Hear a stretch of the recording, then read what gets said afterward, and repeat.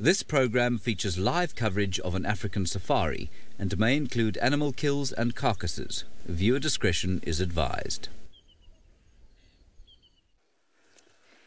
A very good morning to everybody far and wide across the globe. We are currently looking at the start of the sunrise here in the Masai Mara in Kenya.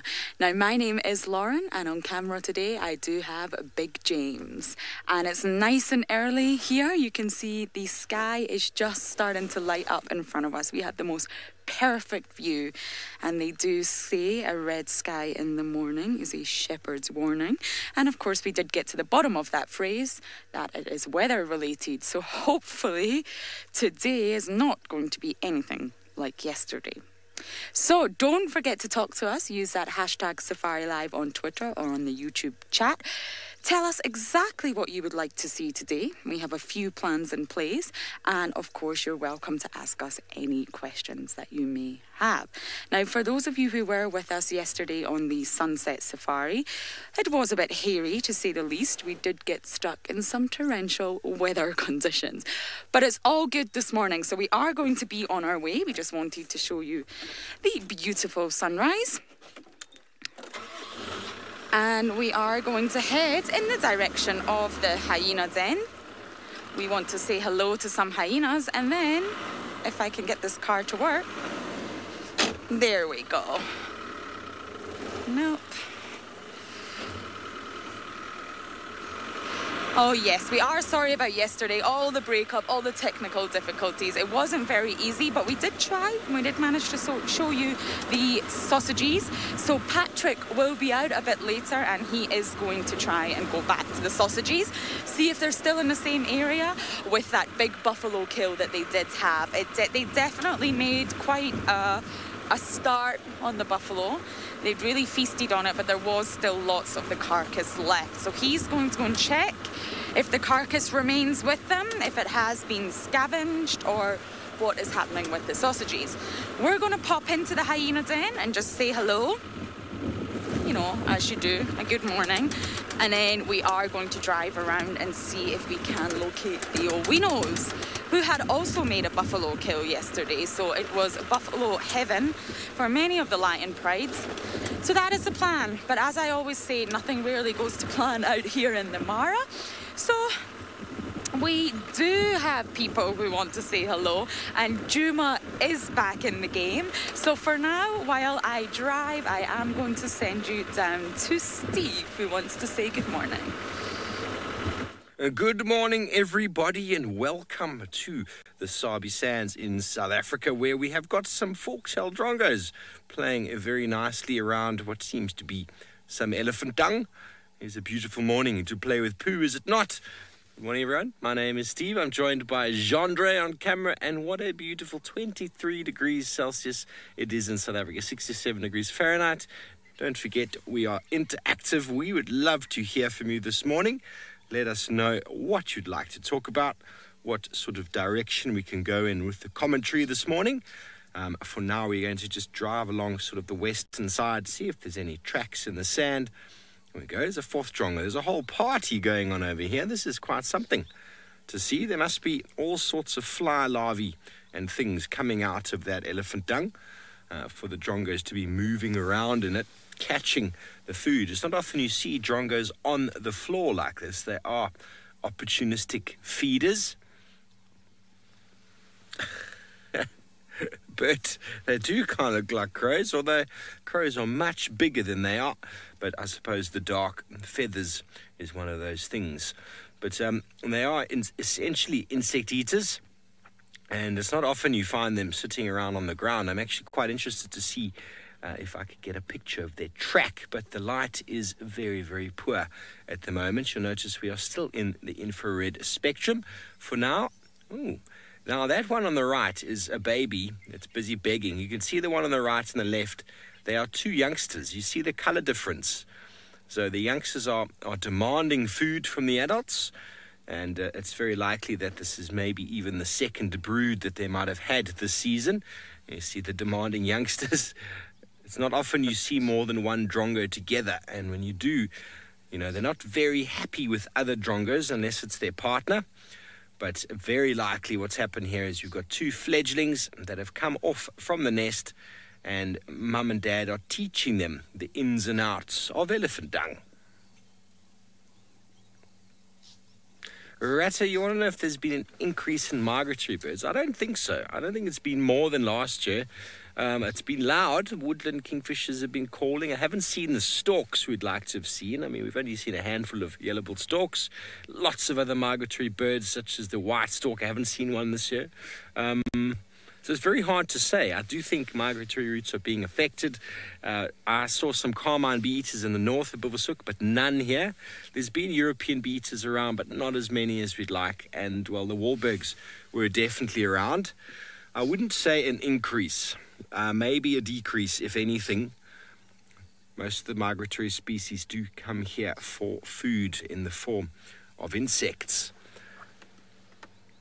How interesting. Can you clearly see the coloration of those two? They're learning to be very cheeky already.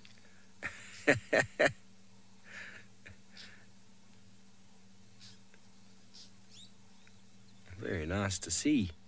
I've never seen a fork-tailed drongo sifting through elephant dung before. Something you see barbets, starlings, hornbills doing, sifting through, turning it over, looking for any sorts of grubs and maggots and larvae that might be sort of perpetuating or growing inside the organic material. But anyway, while we move on from this awesome sighting of dark birds in the morning, let's go up to the Mara with Lauren.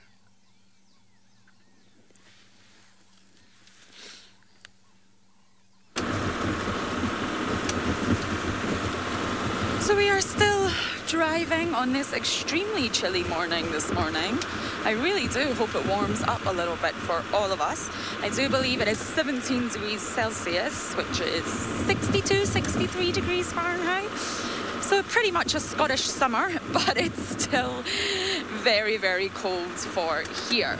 So I really do hope the sun pops out and it does warm up, at least for a little bit of the afternoon.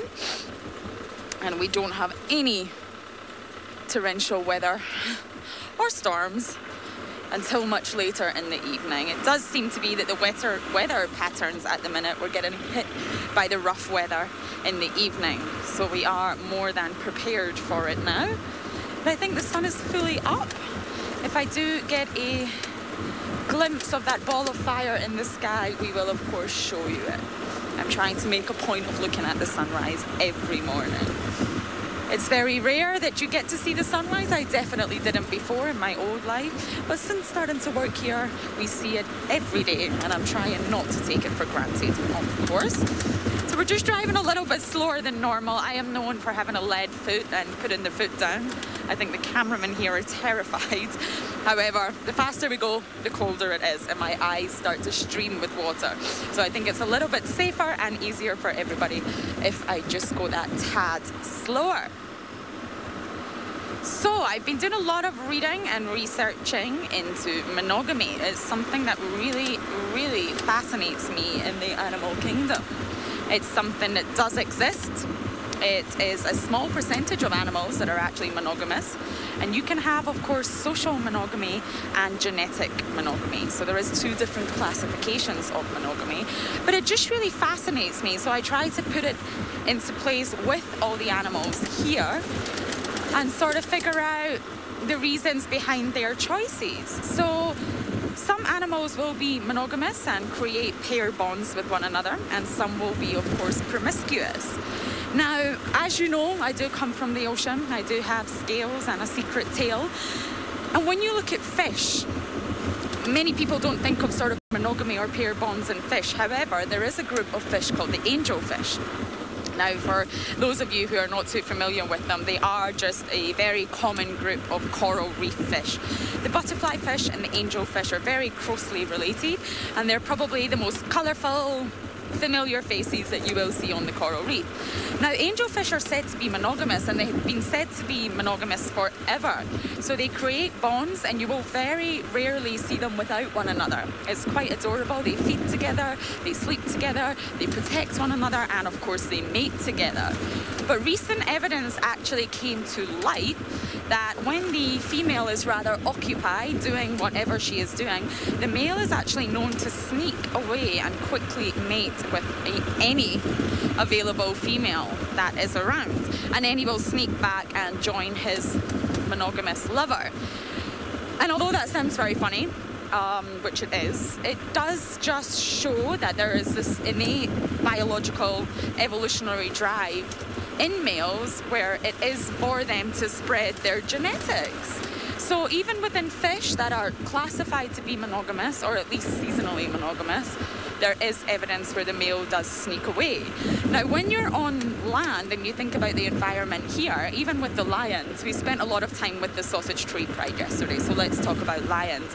The females are very promiscuous, so they will mate with many males. They will not be monogamous or stay loyal to one male, and that is because out here, and the type of environment that we're in, they obviously have an innate drive to make sure they get the best genetics for their cubs.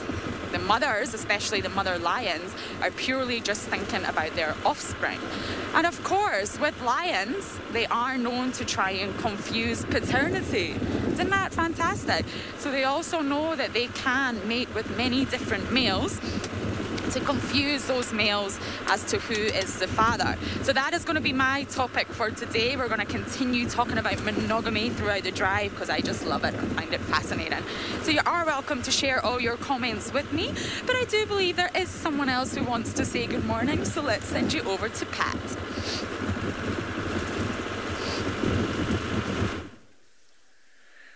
A very good morning to you all. I hope you're all doing well on this chilly morning. Welcome to the Masai Mara Game Reserve here in Kenya. My name is Patrick, and joining me on camera today is Bongay. Now, I'm sure you have plenty of questions and comments to give to me throughout the show, so please use that hashtag SafariLive on Twitter or the YouTube chat stream. Now, I definitely know there is one question that everybody will want to know about today, and that is what happened yesterday after the broadcast.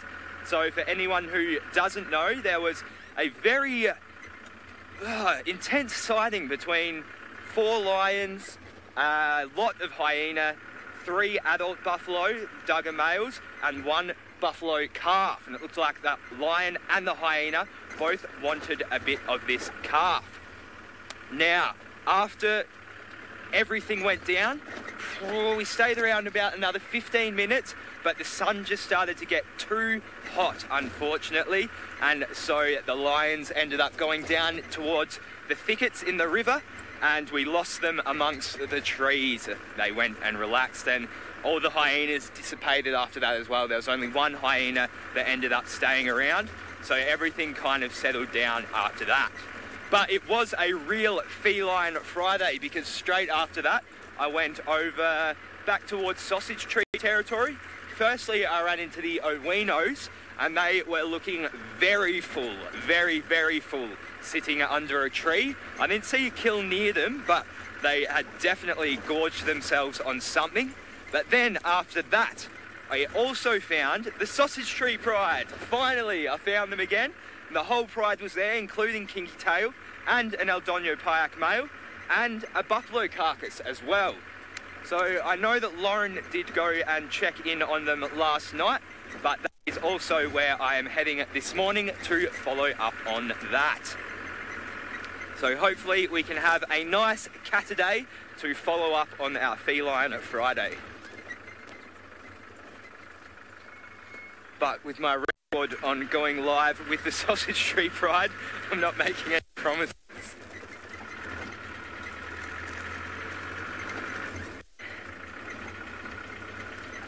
So I didn't start with my usual sunrise and deep breath this morning. I believe Lauren already showed you the beautiful sunrise that we got today.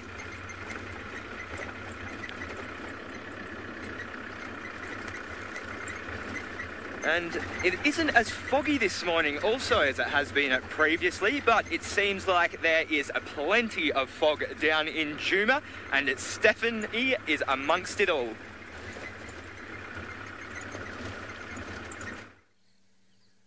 Well, correction, Pat. We're coming to you live from the Central African Republic, where the rainforest is shrouded in clouds this morning. I'm only joking, but it looks like it, doesn't it? This is Juma, indeed, in the Sabi Sands, where you could think you would be in a rainforest with chimpanzees and lowland gorillas. But in fact, it is just the drainage lines and the vegetation of Juma. And we are stationed here in the middle with a nice view of the east, and we are waiting in anticipation for the golden light of the sun to emerge from the horizon and bath the landscape in light. It's a nice place to stop and watch the sun. Nice place to stop and have a little coffee as well. And while you're doing that, you just listen to the sounds of the African bush.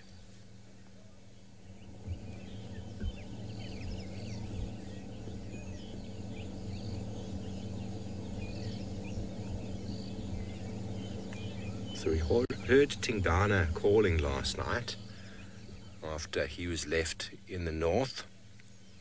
He walked sort of east from Gallagher Pan along our northern boundary.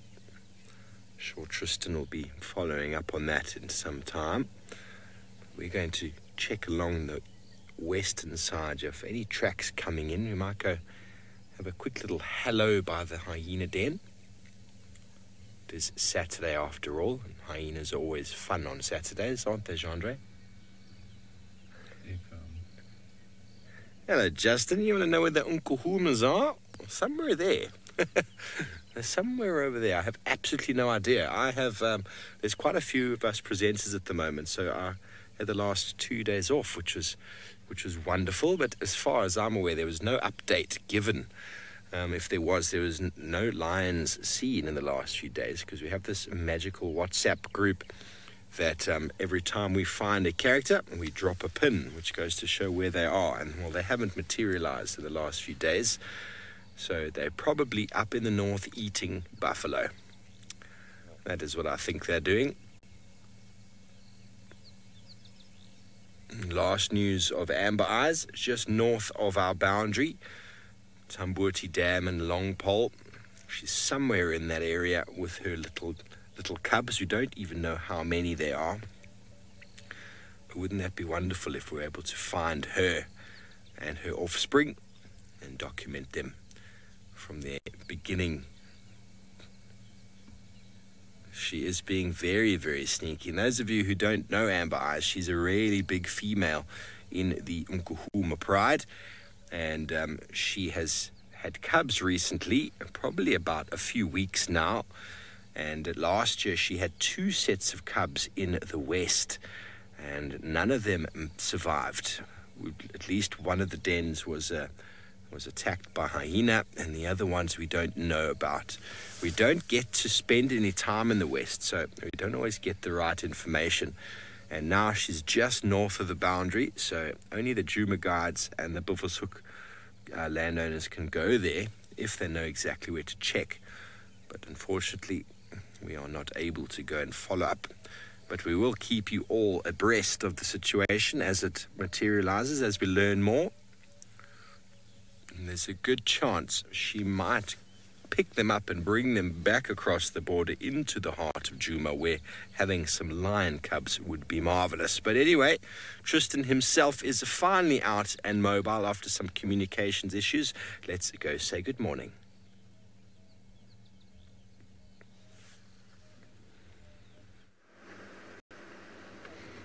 We are indeed, Steve. We are finally out and about and fixed our camera issues. For some reason, Craig broke the camera this morning, and Craig wanted a morning off after having an afternoon off, don't you, Craig? Yes, Craig does say that. But yes, we are out. We've swapped cameras. Everything seems to be working, and so all is good. Now, as Steve mentioned, my name is Tristan, and on camera I have Craig, as I've just mentioned. And it is a warm welcome to, well, not so warm, actually. It's a bit chilly this morning, to Rusty. Hopefully we're going to find some cool things. Last night we had Tingana for most of the afternoon, and then obviously the Gremlins won the war, and we didn't get to show you Tingana. But anyway, he was looking as regal and as powerful as ever. He looked as though he had a little round tummy and was looking really, really good, actually. I was quite surprised at how good he looked. And he kind of milled about for a while, watched some things, and then went north into Buffalo's Hook and continued his territorial patrol. And I heard that he was calling, just after we kind of left him into the evening, going deeper into Buffalo's Hook. So good to have Tingana around. Hopefully this morning he's either back or maybe some of our other leopards will be around. We're going to kind of head south towards Twin Dams, and then we're going to do the southern boundary because there was a report of a unknown leopard on Little Gari. And so they didn't know who it was. I can't even get a male or female out of the guys. They just said they saw a leopard just south of the boundary. So we're going to just quickly check and see what's happening there. Also, obviously, Kuchava. And then we're going to turn north and go and see if we can find any sign for Tandi or Tlalamba. So that's the plan for the morning. James, you were asking about updates on the leopard that we saw, or sightings of yesterday afternoon. So Kuchava was in the exact same spot. She was sitting in her marula tree that she's been sitting in for the last 3 days. And then, like I say, Tingana was seen. He just mulled about really, but I was just saying now it was quite amazing to watch and to see how difficult it is to actually spot these animals at the moment. When he was walking, he walked off. We kind of found or got him on Buffalo's cut line, and then he came onto the fire break, and then from there in towards the drainage line that runs north from Gallagher Pan. But at one point he was walking in grass, and the grass was so long that you actually couldn't make out any leopard at all. All you could see was the top of the grass moving as he was walking.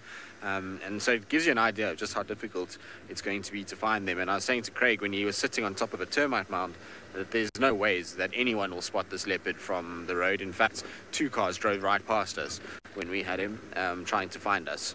So, leopard at the moment is not an easy thing unless, of course, it's walking around or it's making noise or it's on the road itself or in a tree. So let's hope that that's one of those circumstances for us this morning. So far, the leopards have been quite quiet over the course of the last few weeks, and it's understandable. This time of the year, often the sightings of our spotty friends get a little bit kind of less, and it becomes a lot harder to actually find them.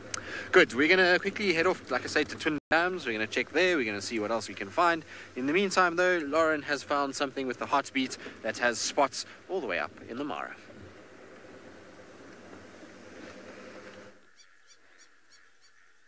Yes, indeed. Look at this fantastic view we have of the giraffe and that misty, foggy haze that's just lifting in the background. Isn't that beautiful? Now, yesterday, yes, it was yesterday. I lose track of the days, I really do. We actually saw quite a large herd of giraffes, and very far away we came across one of the calves. The very young calves who had appeared to be lost from the group. Normally the calves stay quite close to the mother, and it was very far, which was extremely worrying because, of course, there are many lions around, and it was just wandering, very small, very young. So that was slightly sad, and I really do hope that little giraffe did find its way back to its mother at least. Now, as we know, giraffes are not only incredible animals, but they're very gregarious, so they don't really stick together as a unit, if you like, but the best way to put it is they do enjoy being around one another. They like to be in the company of other giraffes, if you like. So they sort of form more loose, open herds, not quite a strict herd like the impalas, but they sort of are always found within the region of one another. And of course, we have been talking about monogamy so far. So giraffes actually don't form any own... Sorry, I'm getting confused because Emma's talking to me. I will start that again. They don't actually form any lasting bonds with one another. So what giraffes tend to do is that they form a tending bond. Now, what this means is when a bull does actually locate the female, he will follow her really, really closely, almost to the point of sort of harassing her, but he will tend to her. And it's a special bond just for that short duration that the male is with the the female. And that's to sort of keep rivals away. And he does some wonderful things, including licking her tail and even taking it between his lips, pulling at her tail, which is just delightful. And he does actually do some wonderful lip curling activities when she urinates. So he really does put a lot of effort into tending to her during that period. Now, giraffes are obviously the only ruminant to actually have a gestation period of longer than 1 year.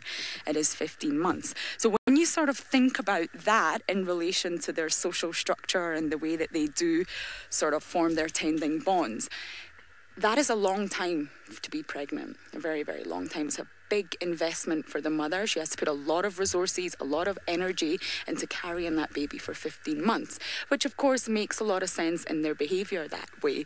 And when you sort of add everything together, social factors and environmental factors, you can see that this is exactly why the giraffes form these sort of loose, open herds. So they're not monogamous, of course.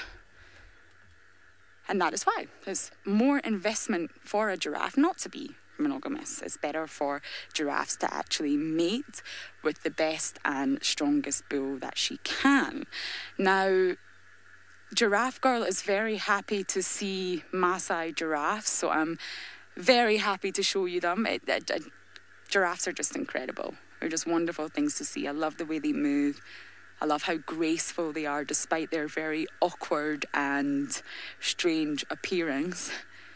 And when you actually do come across a very old bull, he's actually known as a stink bull because of the odour that he emits. It's very, very strong. He's a very smelly animal. And when I first arrived in Juma and Jamie was actually telling me about these stink bulls, I thought she was saying stink bomb. And I'm thinking, how do giraffes have stink bombs? What is she talking about? And I eventually realised she was saying stink bull. So now whenever I see a big bull giraffe, I think of a stink bomb in relation to how smelly they are. So I did, of course, get that wrong. She was saying stink bull. But yeah, Paula was asking a question and I missed it. So I'll just get Emma to repeat that for me while we continue to look at the wonderful giraffes. Or what is the largest group of giraffe? It has been here in the Masai Mara. Now in Juma, we do see giraffes, of course we do, but not very often. And they don't seem to be as close together as a unit as they are here. Now, when we see them in Juma, we very often see giraffes quite far apart. So there will be many giraffes in the area, but they're not as sort of close together as they are here. In the Masai Mara, you tend to see a lot of giraffes huddled together very, very closely. So the largest group, oh, those wonderful takeoff of birds right above the giraffes. Where are you guys going? I love watching the birds. So yes, the largest group is out here, and I would say probably when I landed on the flight there was a group of about 12, including the very, very young giraffes, and that is the most definite, the largest group of giraffes I have ever seen. And they're quite comfortable around vehicles here. They don't tend to be so skittish.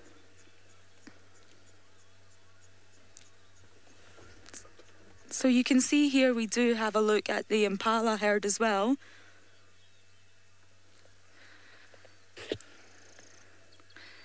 Giraffe Girl is asking, why does the male curl his lips?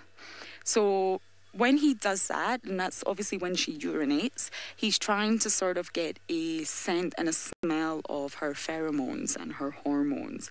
And this is how sort of males tend to investigate if a female is ready to mate, if she's potentially coming into estrus.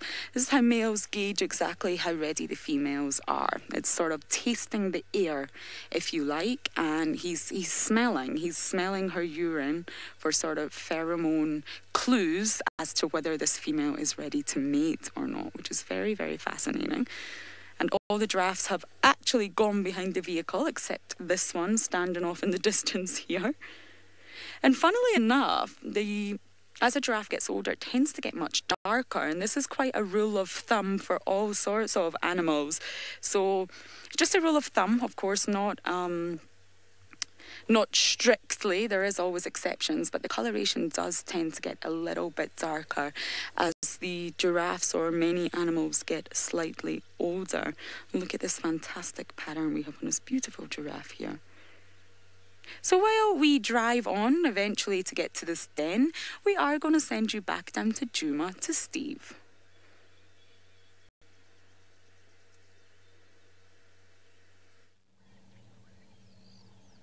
Thanks, Lauren. Well, most certainly one of the most obvious and easily seen monogamous pairs in the wild are the large raptors, including this white-backed vulture, who is sitting very, very comfortably in the top of the tree. Now, you'll notice if you look closely at the bottom of the throat, there's no bulge there, which means that this animal has not been feeding. That is normally the crop, which will stand out very, very full. Once they're fed, a vulture can put, well, a whiteback vulture can put 1 kilogram of meat in the crop, and sometimes that is what you look for when you find these guys. But in the early morning, there's a good chance that this vulture just spent the night here nearby, maybe had a bath in some water, and then stood in the sunshine drying their feathers, and will spend the whole evening and morning here until the thermals warm up to a point where it can fly off to go find some food. Whiteback vultures are not the most reliable sources of finding a carcass. If we found a few whiteback vultures with a battalier eagle or a tawny eagle or even a hooded vulture, well, then there's a very good chance that there is something on the floor. And when you do find a lot of vultures, and as I said, if you find the vultures with their crop full, there's a good chance that they've been feeding, which means that there's a very good chance that the predator or the animal that might have made the kill is not there, which is a good thing to remember, because ideally you want to find animals, but also you don't want to scare them away if you do happen to get off your car and go and search an area where vultures are hanging out. And not the most reliable, but with other indicators, definitely quite helpful. But they did nest just up here in a marula tree last year, so we wonder if maybe they're going to be doing that again. Patricia, do you have crows? Well, mainly ravens here.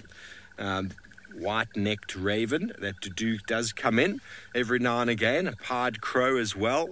I haven't seen any Cape crows, but the crows do come in, and they are not only a sort of a prey animal to the large raptors. They will chase the raptors around, but they are also a very, very, very common predator out here, especially on eggs and nesting birds. So they aren't the most ideal bird out here, but they do exist, but they're not in huge numbers. We did have some nesting around, I think, one of our masts last year. No, definitely, or maybe they were just stealing eggs from that mast, we're not sure. But we don't get too many of them around, but they do come and go. But throughout South Africa, they are in huge numbers now, nesting on the telephone poles, all the way from sort of Johannesburg down to Cape Town. Almost all the telephone poles have got a crow's nest on them, also along the garden route. So the telephone poles are providing the habitat for them to nest, which is obviously, a lot of that has got to do with the availability of roadkill along the road. So the crows obviously are in and around the roads. There's lots of vehicles driving along the highways, and so now we have lots of crows living there because they've got enough food to sustain themselves, but they will outcompete other raptors, other birds. So too many crows, unfortunately, everybody, can be a problem. And talking about monogamous relationships, here we have got another one in the form of a Wahlberg's eagle. And easily to see, Wahlberg's eagle is a very small eagle, in fact, and quite often you easily see that little crest of feathers on the back of the head sort of standing up. Brown bird. They do also have the pale morph, which is the blonde color, and they are a breeding migrant. Oh, I can hear some hyenas calling from the den. I think we're going to go check it out. Kathy, you want to know the difference between a vulture and a buzzard? Well, vultures are by their nature scavengers, and buzzards are birds of prey that generally don't have feathers on the leg. So you get lots and lots of buzzards around here, and they are generally birds of prey that actually physically hunt or pick up baby birds or eggs or whatever it might be. So a buzzard, for example, jackal buzzards are quite prominent sort of birds of prey around your forest areas. We get the forest buzzard as well, which obviously around the forest areas. They're basically small raptors, about the same size, maybe a little bit smaller than the eagle, the Wahlberg's eagle there. We do get them all over the place. They're quite common. We have some migratory birds as well, but they are birds of prey. They do hunt snakes, reptiles, birds, and whatever like that. Where vultures, for the most part, are not hunters at all. They are scavengers, although some people do believe them to be quite sort of voracious predators.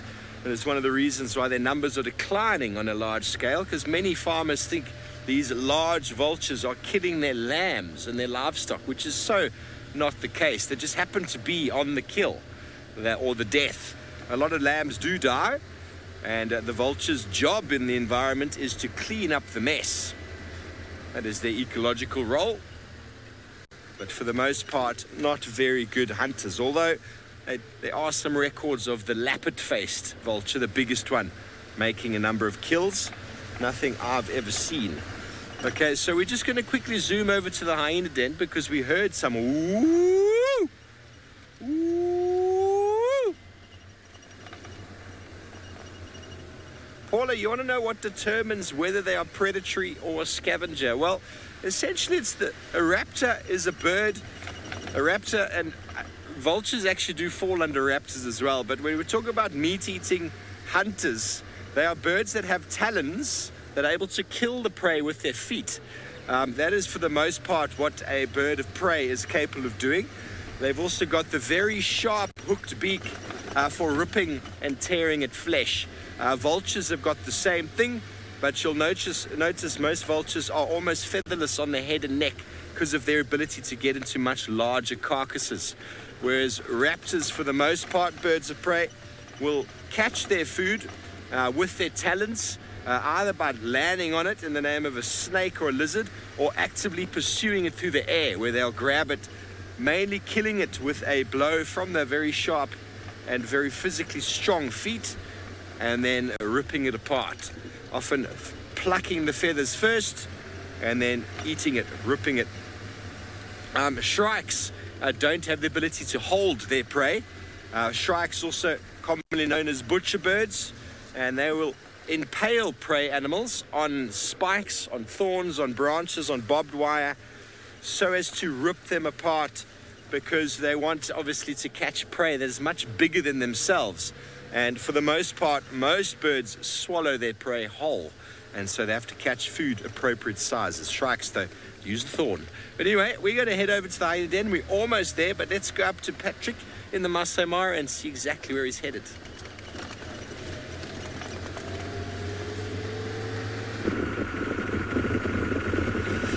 Well, I spoke too soon about there not being much fog around this morning, and now that sun's poked through, it has brought up quite a frosty mist all over the place. And it may only be about 17 degrees or 60 Celsius or 63 degrees Fahrenheit, but it feels about 5 degrees Celsius to me right now. I just haven't climatized to the cold. Pretty much since I started working for Wild Earth, I have had an endless summer. It's obviously started with Grand Cayman, and then after that I went up and worked in Northern Australia for a while, which was very hot. Then I came straight to Tuma, which was coming into summertime, so again very hot. So pretty much the last year I haven't had to deal with much cold at all. So I know I might seem like I'm a little bit soft right now, but I do apologise. Anyway, so we are almost nearing the tracks that lead to the sausages. Well, if they're still there, I'm hoping they are. When I was with them yesterday, there was pretty much, they'd done most of the buffalo. There was just kind of the rib cage and the head and the front portion of the body left. All of the organs were gone. Its bottom half had pretty much completely been devoured. So it will be interesting to see what is left of it and whether any scavengers have come throughout the night as well to try and take a little bit. And it was also awesome to see that there is still plenty of little cubs with the sausages as well. I only saw about 4 or 5 myself, but they were very flat and sleepy. It was quite hot when I saw them. I think Lauren said she counted 9 last night. Imogen, well, as I just said, I counted 4 or 5, but Lauren said yesterday she counted 9. So I'm going off Lauren's count of 9, which is awesome. It's good to see, and they all looked very healthy. 2 looked like they were growing up very quickly.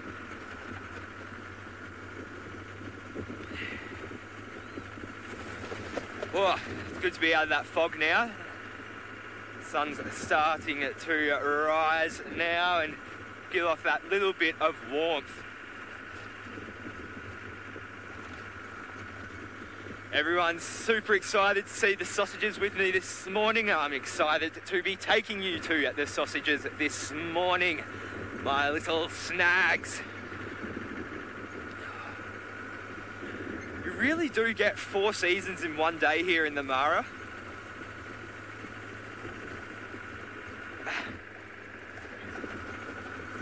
So we start off with the cold in the mornings, and then usually in the early mornings and early afternoons it's quite hot, and then as it starts to get into the afternoon we'll get a lot of storms and rain, and then the cycle repeats itself. So you can go from wearing nothing but shorts to wearing a few layers very quickly out here, and vice versa as well.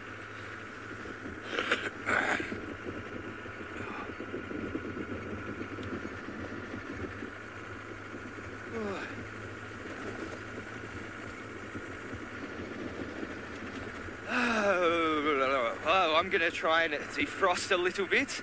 In the meantime, though, we're going to go back down to Juma. I believe Tristan has found some hyenas.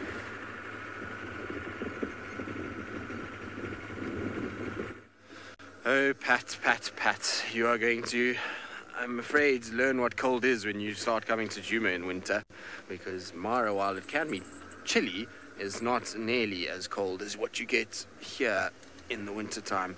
Right, now, you might be wondering why I'm turning around, and it's because we had a hyena that ran past us. Where it's gone, I don't know. Craig, did it go that way? Straight east, Craig. Craig said west, but I know he meant east because the sun is there. So Craig says straight east. Now, there's tracks for hyenas everywhere here, as well as tracks for a male leopard. So we're just quickly scratching around. The tracks for the male leopard aren't from right now. They're from during the course of the night, after all the vehicles were on Gari Main, because they came off Gari Main and then onto Juma from there. And I suspect that this is from that shy, skittish male. That's my initial thought. There's our hyena. But there's so many hyena tracks all over the place. I want to just try and see if maybe there isn't some sort of meat here somewhere that they can kind of try and kind of sort of find it. But let's see. I mean, with that skittish male, is the only way we're going to find him is if there is a carcass. This time of the day, he's not going to really enjoy our presence. He's not too bad at night, but during the day, not so great. But this hyena is highly mobile, so we're going to try and catch up. The thing is that the leopard tracks come past here already. We were following them earlier, and they came way past this area. Hyena, where are you now? Where's it gone? Doesn't help that I'm being blinded by the sun at this stage. It was still on the road as well. Yes, Craig, I agree. Oh, there it is. Let's see if it'll slow down now that we're off. No, around the corner it goes. So there it goes. We're going to try to keep up with it, see where it's heading. In the meantime, though, let's send you to some hyenas that are a lot more stationary with Steve.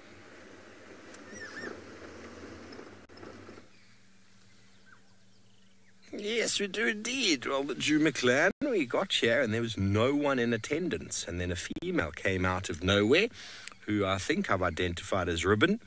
And she stuck her nose in the hole, and out came one of Pretty's little youngsters. There he is. She, I'm not sure the sex at the moment. One of the naughty ones. can't help himself to come and say hello. But Rexon has called in some tracks of lions in the west, coming down the sort of western boundary. We've checked kind of west, but nothing's come inside. So we're thinking we're just going to check the bottom fire break here and see if maybe the lions have come back in. Maybe we might be lucky.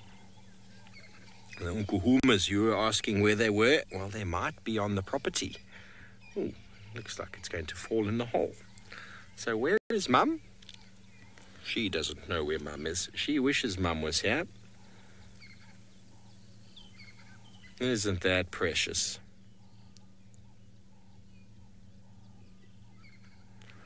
Consulting detective, it is a very cute face. A very naughty face, actually. They are very cute when they're younger. They are very cute when they're younger. And as they get older and more battle-scarred, especially when you are a matriarch who's risen from the depths of the clan, you don't look so pretty later on in life.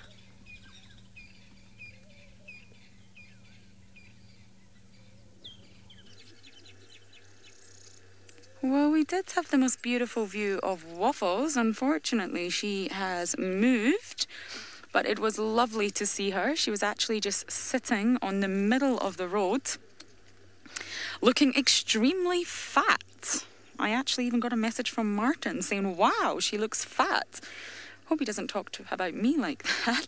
But yes, she looks humongous. So she's obviously had a big meal during the night. And unfortunately, not great timing. We're a little bit stuck with traffic at the minute. So Waffles has moved off and we're not really able to go anywhere. So I'm going to have to move out of the way for this vehicle. So bear with me. Hopefully we can catch up with Waffles because this is exactly what I've been wanting to do. I've been wanting to see her and see her behaviour around the den and around other hyenas, as we know there has been a transition. So you're going to have to bear with me at the minute. It's a very narrow road for two vehicles to pass. So we will send you over to Steve at the minute because this is a little bit tricky to navigate. And then when we get to the hyenas, you will be right back with us. Morning. Hi.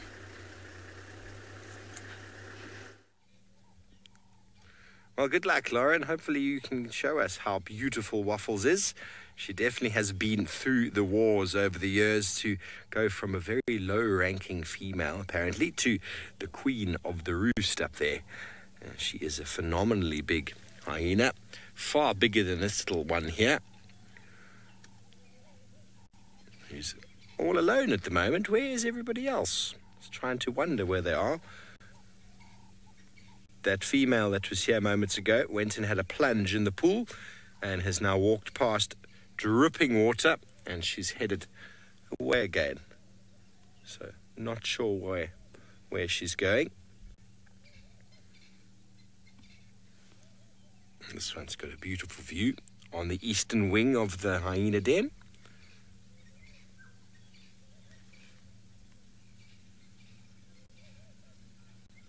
I must admit something, though. It is starting to smell quite rank around here. Rap says, you want to know how to tell the sex of hyena, and that's something I'm still really trying to work on. It's got a lot to do with the genital area. If you can get a proper look at it, it's not something that's easily done. The behavior, I don't have my mammal book, behavior guide on me here, but it's something to do with the way that the false penis and the testicles look. They look very similar, but I can't say I'm an expert at that at all. Size quite often can be the telltale sign. And the shape of the false penis, as funny as that might sound, has got something to do with it as well. So I'm not 100% sure. Jamie is an expert. How about you, Jean-Andre? Are you an expert at telling male and female hyena apart? Negative, Ghost Rider. Rusty's on the back with me today. Rusty, any idea? Yeah, Rusty doesn't know. He doesn't know either. Purple, Yeah, they need a shower, I suppose. I suppose it's also the way they pee. Yeah, no, I'm joking. The fact that they look very, very similar. There's a slight difference in the way that the false penis and the actual genitals or the male testicles look. And the females look very similar. But honestly, right now, without any photos or pictures, I won't be able to tell you exactly what the difference is. But I do believe that one of the pretties is a boy and one is a girl, if I'm not mistaken. And I think the bigger of the two is, in fact, the boy this time round, if that's what I've heard. And I can't remember if E.T. is the bigger or the smaller of the two. See all the flies around its face. I was saying a moment ago, it's getting quite smelly around here. And John is commenting on how they are bringing kills back to the den, which is not something you see very often.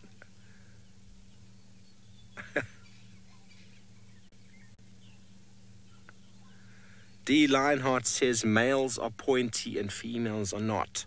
A good sentence to remember. Okay, so I'm guessing you're talking about the false penis then. I'm guessing. It is always strange because whenever hyenas come out of the den, these little youngsters, they all have this enlarged sort of penis as they walk around, and you all think, oh, it must be a boy, and then you find out it's not, and it's quite confusing. It really is. I suppose it's there to confuse themselves as well. Who knows? They are one of those sort of nature's conundrums of how animals have evolved. And the hyena is a phenomenally well-adapted organism. It really, really has staked out its claim in the hierarchy within the animal kingdom. And down here in South Africa, as you know, we've got these very large mounds where the hyenas like to den, the large fungus-growing termites. But up in the Masai Mara, they den slightly differently.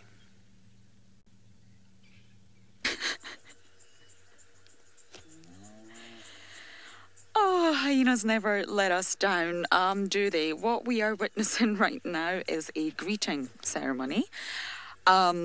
It's quite graphic, but these two adult hyenas, oh hello little cub, are sniffing and licking one another's genitals, and it is actually an act of... it's a nice act. They're just greeting one another and... Oh. Well, someone's been chased away. What was that, guys? Is this hyena not welcome? Now, we have lost track of Waffles, which I feel really sad about because I did... Maybe she will. She is about... We saw her about 1 minute ago, so she is in the area. I just really hope she comes to the den so we can start to see some interactions with her and the other hyenas. Now, the cubs are starting to come out. This is a perfect time for cubs to come out. And the mothers will go to sort of the den entrance and start summoning them. Start to say, it's time to come out, it's time to suckle. I see another hyena off in the distance to the left, and I see another one to the right. So there is many hyenas around. It's a very active den this morning. Lots of greetings going on in the morning. Hyenas never let you down in terms of the weird and wonderful, do they? No, they really don't. Now, this little one looks like it could be Tang or Ara. Tara, sorry. Ang or Tara. Yes. Sorry, Emma, what was that? Can you repeat the question?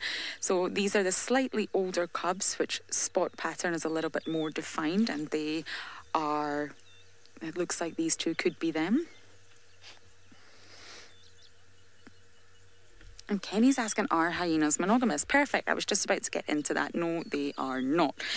They are not monogamous. It benefits the female hyenas to be promiscuous. And it's quite a journey for a male hyena. As many of you know, the it benefits the females. It's a matriarchal, sort of matrilineal society where the females are more dominant, and they are the ones that you will find around the den. Now, for the males, it's a little bit more of a trickier situation. Males generally do disperse and join another clan. It's more beneficial for them to leave their natal clan and become an immigrant male in a different clan, and they have to work hard to impress the female, to get to mate with the female. It's no easy feat, but there is actually studies that show that females have a certain preference for the males, so they may mate with the same male time and time again, but that is not what we classify as monogamy. So there is studies that do show if they like a male and it's actually a lot to do with tenure. So if a male has spent a long time with that female, she will actually prefer him. And I don't know if that's to do with loyalty or just knowing the male or feeling safe around the males. It's quite an interesting concept. So the longer the male has been with that clan, most likely an immigrant male, it takes a while to get used to them. So I do believe we have a little bit of a misty lens, so I will leave that up to James to fix that out. It's gone from being really, really cold to really, really hot, and even my camera lens has actually fogged up itself. So can we give it a little bit of a wipe, James? That would be great. They're asking you to wipe the lens. Oh, James is saying it's the sun. So it must just be the angle we're positioned in. So I do apologise about that. It's a perfect angle to see the hyenas. We've just got another one coming in here. Now, of course, a lot of you were mentioning the flaming grimace when we were speaking about the giraffes. And yes, that's exactly what it is. You always make me do this live, which is why I avoid saying that. So, of course, there's a special organ called the Jacobson organ up in the palate, up here of an animal, and that is why it does curl its lip back, open its mouth, and is trying to inhale the air, especially the scent of the urine, send all those hormones and pheromones up into the palate, where there's a special organ. It's a vomeronasal organ called the Jacobson, and all the muscles contract, pull the air in, and that is where they get the scent if an animal, well, her reproductive status, should we say. So this is very prominent in animals that are not monogamous, because they need to assess the lady. Is she ready? Is she receptive? We don't know. So yes, it is the flamen grimace, and of course it's called a grimace because it looks like the animal is grimacing. It's very amusing. And one little additional thing, if you do type in flamen grimace into Google images, you will see zebra, you will see a lion, you will see giraffe, all sorts of animals, and then you see Jamie Patterson doing a flamen grimace. It's amazing. You should try it. Flamen grimace into Google images, and you will see all the animals and then Jamie Patterson. So we are going to try and get a better view, because obviously the sort of conditions and the sunlight are not working in our favour here. So for now, I will send you back down to South Africa.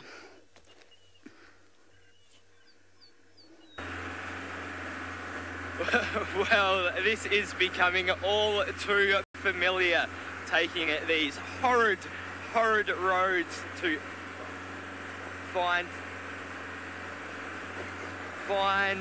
these sausages. Now we are up here in the Mara in Kenya, and I am coming to look for the Sausage Tree Pride, one of our famed favourite prides here.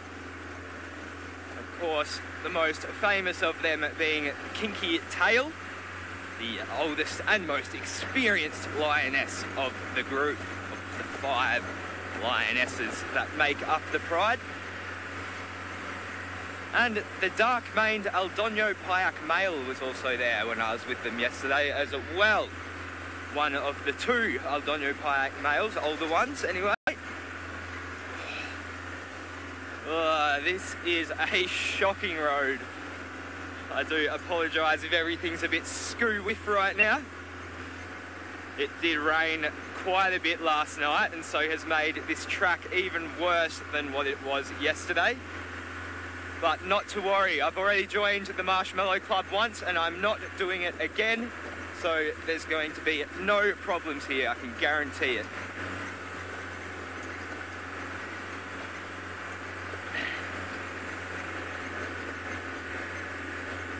Cara is saying don't get stuck. I'm sure there's many people right now that are saying don't get stuck. I got it a lot even yesterday when I was with those lions. It's going to take me a while to live this one down, I think. Don't worry, have faith in me, guys.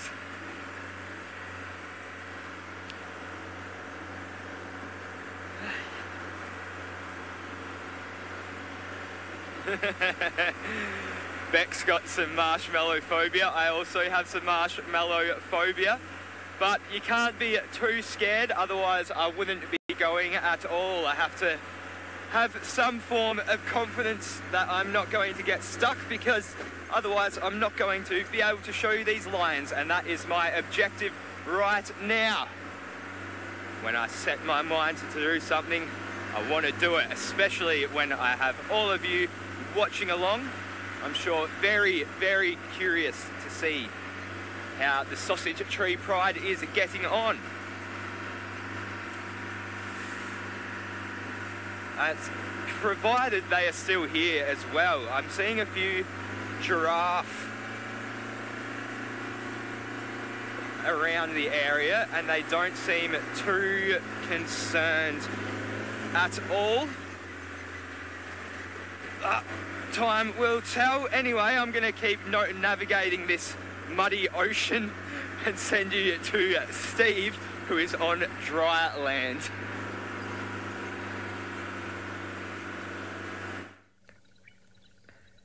We are indeed on dry land, and make sure you don't get stuck, Pat. It does happen though, and if someone has to pull you out, as you know. Well, the bird we were looking at there has just flown off, and there was a purpose for us talking about it. The one that flew off was a laughing dove. And often when you're looking to identify a bird, you try and look at size. And the things you look at are, is it bigger than a starling? Is it smaller than a starling? Is it bigger than a dove? Smaller than a dove? Bigger than a guinea fowl? Or smaller than a guinea fowl? And that helps you to find the right sort of size category inside the book. Now there is a fork-tailed drongo. You can tell by the call. You could easily confuse him for a black flycatcher now, because he is busy growing his out tail feathers again. Birds will go through complete molts at least once a year. Their flight feathers need to be replaced. And this one is calling to the morning, saying, I'm alive, I didn't get killed last night. Anyone dares to move into my territory. Well, talking about territory, the pride of lions, most likely the Nkuhumas, have crossed directly west into Arathusa around the Red Dam area. So those of you viewers who've been with us for some time will remember when we used to traverse that area. Cindy, you want to know if there's any birds that eat bones? Not that I know of. Not that I know of. There's no bird really designed with the right sort of beak to do so. Even the vultures, the biggest vultures, lappet-faced vultures, don't necessarily feed on bone, but they do have the potential to break open animal hide and sort of get into sort of large carcasses. But not that I'm aware of do they feed on any bone. But I do stand to be corrected if there's any bird that feeds on bone. Rusty, can you think of any? No? No, I think the problem is the birds don't have teeth. So they've got their beak, and then they take whatever they can into their crop, and then into the gizzard. And the gizzard is basically a muscular place that things get broken down with sometimes some stones inside to try and grind things and just to get the bones in there. But not to say, I mean, some birds will feed on an entire rodent. They'll feed an entire animal, and that'll go in and they'll probably digest a lot of it, but they're not necessarily like going for bones. Owls, for example, will catch rodents, they'll swallow them whole, and then they'll actually cough up a pellet. The pellet is full of bones and full of feathers, or full of fur, which they then regurgitate onto the ground before they can have another one. Okay, so we're just trying to follow up on where Ruben went to, because Tristan's following up on leopard tracks. And Ruben went, she had a look at the den, then she had a plunge in the pool, and then she walked straight back this way. Sort of a behavior you would expect from an animal that maybe is going to go and follow up on a leopard that's in a tree with a carcass or something like that.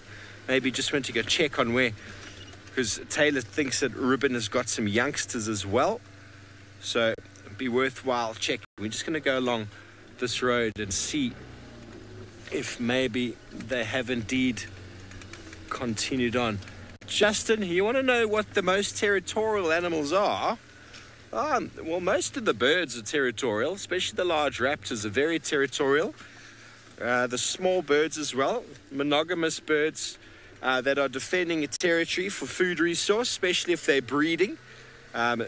Necessarily when they're breeding. The fork-tailed drongos can be quite territorial, and the woodland kingfishers make a huge amount of noise as they defend their territory. The barbets are extremely territorial over their patch, over their fruiting trees. And then obviously leopards and lions and hyena, all very territorial as well. So who is more territorial is hard for me to really say. Rhino may be one of the most territorial sort of large mammals around. They're very, very actively territorial, because if you're a large mammal, mostly, a lot of the territorial large mammals, if you don't have a territory, you don't breed. So that's the case with lions, leopards, rhino, and, well, hyena, they're a very unique system unto their own. But we're just going to head along here and see. This is the area where Tlalamba was last sort of seen hanging out. So let's see if we can find any of those leopard tracks. See if we can find those fresh hyena tracks coming back here. Otherwise, there might be summer in this block. But in the meantime, while we try and find all of those things, let's go back to Lauren and the North Clan.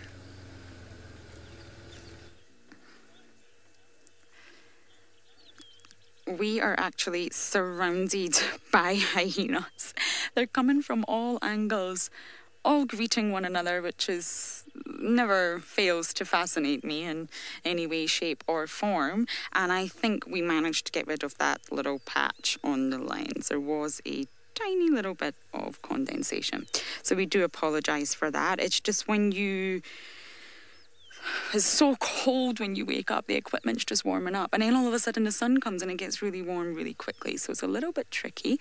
And as usual, we have the usual culprits under our car. They are crazy for our car. I don't know what it is. Of course it's the smell, but I don't know what kind of smell they must like. They are just crazy for it. So it looks like we have almost all the cubs out the den. The much older ones are bounding about. And I think we have some suckling going over from Mummy over here.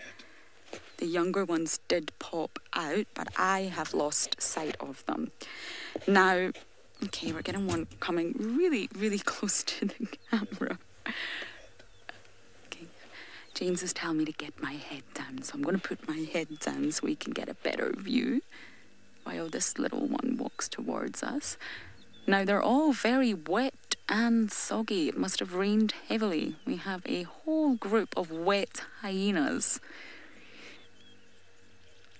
Edward's saying they're so cute for hyenas, and yes, they are. I just think all hyenas are incredibly cute. This is quite active here. Look at this little hyena jumping on the adult one. Oh, some dominance displays. Yeah, we've got one young hyena jumping on the other one's back, mounting it, which is a dominance display, of course.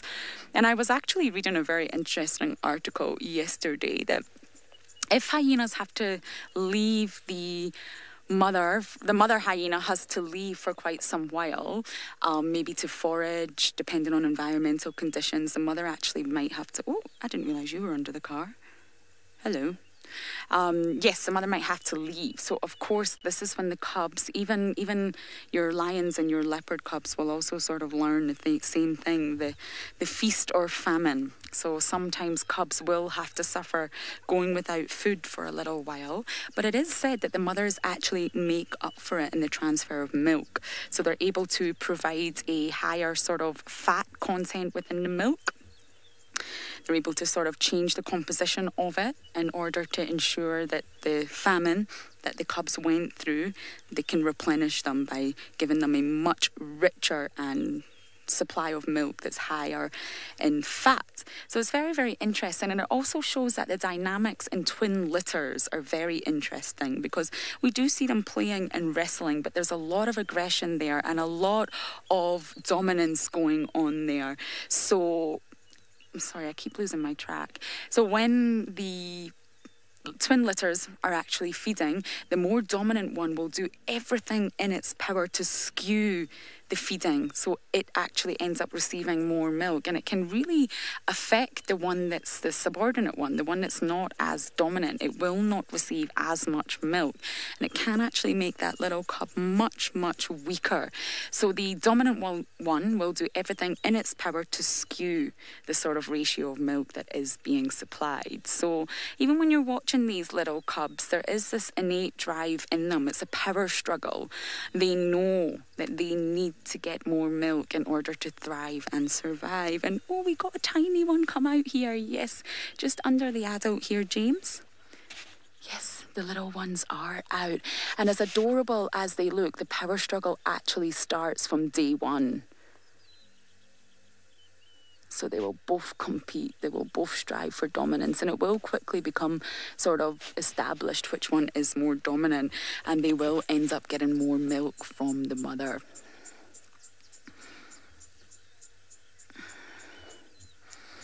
So we are, of course, going to keep our eye on this clan and work out what's going on right now. But I do believe Patrick has reached the Sausage Tree Pride kill, and there is another hyena.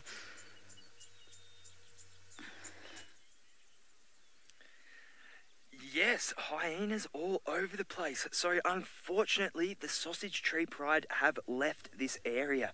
We came right back to where they were yesterday, and they have left the tree that they were all under. But we have found this hyena here, who has managed to come in and get a little bit of a feast for itself. It's on a very high alert. We've been watching it. It'll kind of do what it's doing now and bite away at it, and then look up like this and just have a quick scan around. It's definitely on edge, and for good reason too. There's plenty of other animals that would be attracted to a carcass like this and would probably want to compete with the hyena, especially if those lions came back. But it looks like they have made pretty good work of this buffalo and gotten their fill. There is a lot of tums to fill now amongst the Sausage Tree Pride. Listen to those powerful jaws of the hyenas. I'm just going to stay quiet while it chews.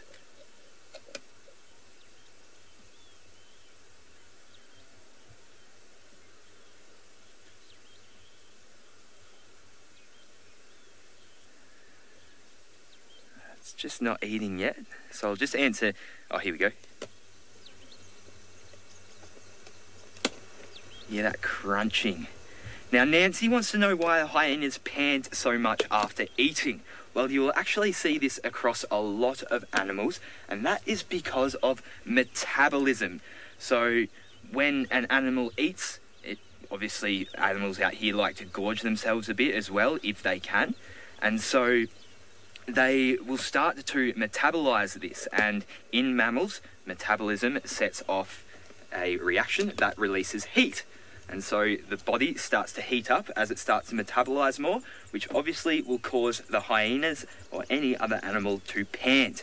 So that's why you will often see a full tummy go along with panting, and a bit of laziness as well, a bit of laying around. Well, looks like the hyena's going for that hide there. Now, I can tell you that this is definitely not a pleasant smell right now, but I'm sure that doesn't bother the hyena. They have those strong gastric juices and a very good digestive system, so they can eat just about anything. Even bones. Quite often see, well, very often see, hyena scat is white, and that is because of all of the calcium that they are getting from those bones in a process that is known as osteophagia, which is when bones are consumed by animals to supplement for calcium and other nutrients. So there was a little jackal also here when we first showed up, but it ran away pretty quickly. As I said, animals are on high alert around a carcass.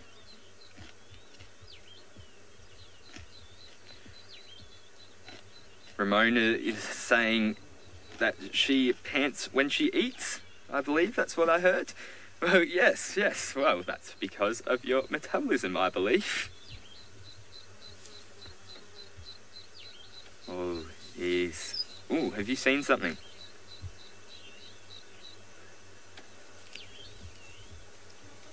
Oh, the meat sweats. They're called the meat sweats. Yes, that's right.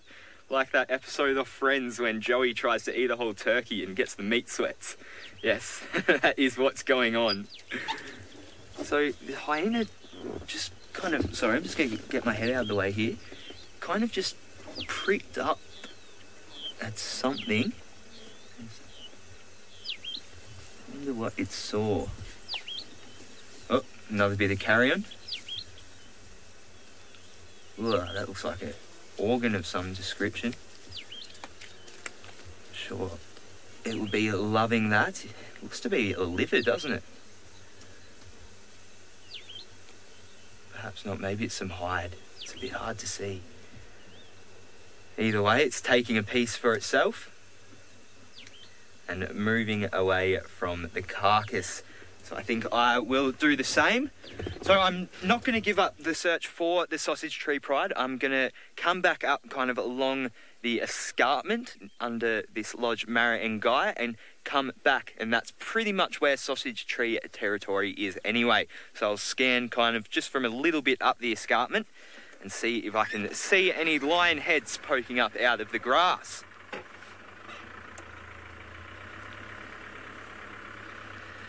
Well, hyenas. We are going to go back to Lauren with hers. Whoa, that stinks.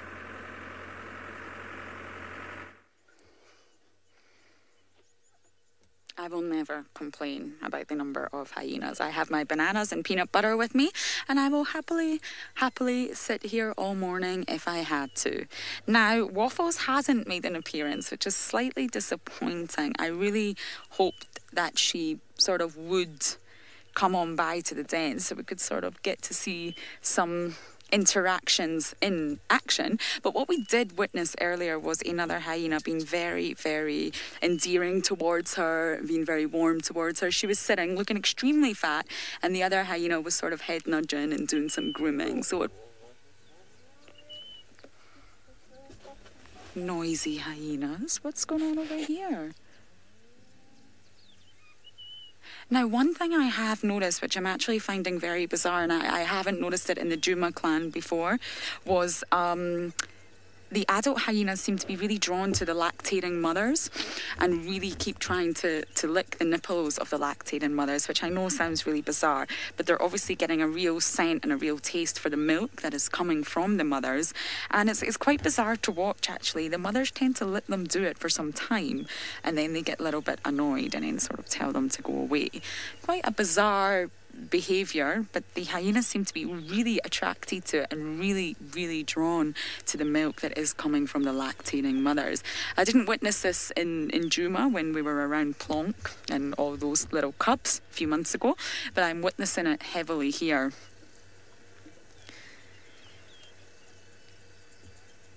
Oh, our Lara Moore is asking a very interesting question, and it is about the level of testosterone in females, female hyenas, of course. Now, it was thought for quite some time that the testosterone levels is what makes these hyenas a little bit more masculine. Sorry, something just happened. I'm just keeping my eye out. They all became very alert all of a sudden. I will get back to you, Lara Moore. I just want to figure out what is going on, if there's anything around. Nope, it doesn't look like it. They obviously heard something, but all is good. So yes, they are said to have 3 times the amount of testosterone as males. So it was thought that that was what actually gave them their more masculine characteristics. But it's actually not the testosterone. They say that the masculine characteristics, especially the penis-like organ, which they have, this sort of pseudo-penis, shall we call it, is actually due to androgens. not necessarily the testosterone. And in particularly is androstenedione. I hope I've said that right. I always wonder if I say that wrong. So that is exactly what they say gives them the male characteristics, because it is consistently higher in females than it is in males. So this is a relatively new study. So they do have higher testosterone, but that is not said to be the cause of the male-like characteristics. It is androstenedione. But a great question, Arla Murin. That is quite a recent study. It was thought for a while that the reason the female hyenas are so masculine in their characteristics is due to testosterone. But they do have much higher testosterone than the males. And if you look at this little cub in front of us, look at his little paws. They're so muddy. You're soggy, aren't you? Very soggy hyenas today. I'm sure the smell in that den is just going to be wonderful.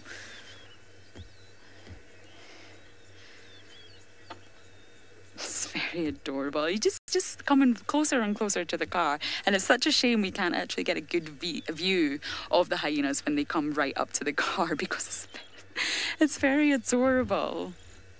They just bite everything. One day we're going to end up with some sort of damage to the car, and it's going to be due to the hyenas. And I don't want to think about that.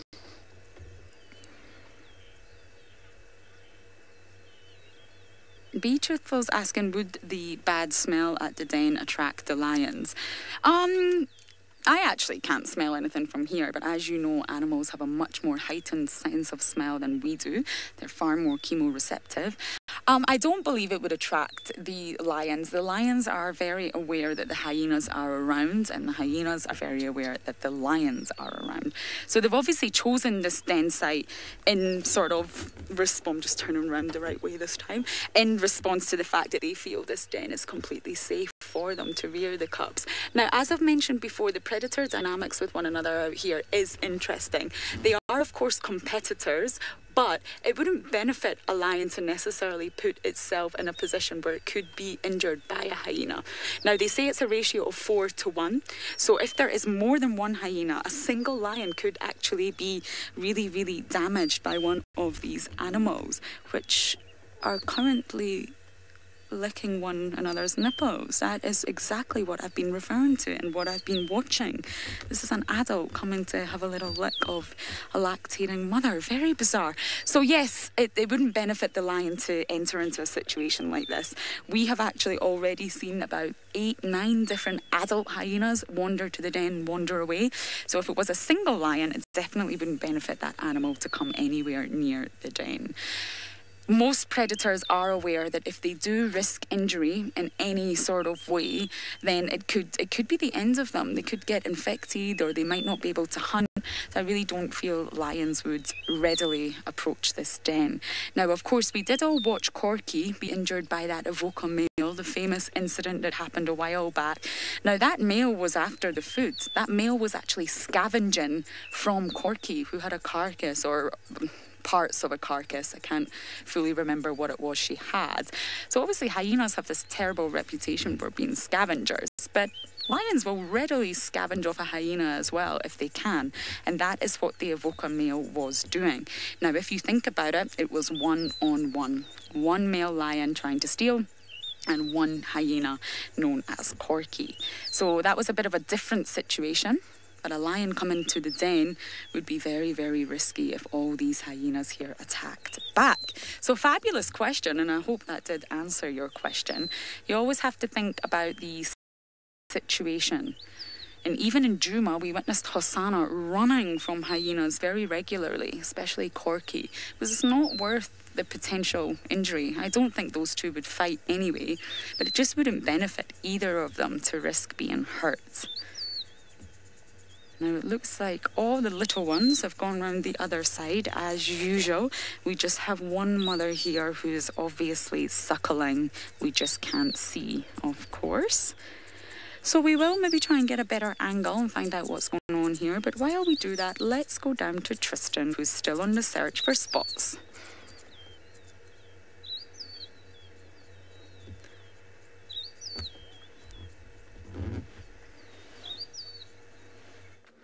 Well, at least Lauren is having a good morning. I suppose we did see a hyena as well, so it's been hyenas on all fronts this morning. And our hyena led us straight to where Kuchava's kill was, where she isn't. That male leopard had walked past there, so I think between the two of them there was really no meat left, and so I'm not surprised that she's moved off. And we couldn't really find any tracks for where she went. There was tracks on Gari Main, but some vehicles had driven there, and so tricky to see. So we went into Torchwood, checked around there, but no sign of anything that I could find on Torchwood side. But we've come towards Quarry Pan now just to see if there's anything, but there's these rattling testiculars that are making a huge amount of noise. So if I keep quiet, you'll hear them.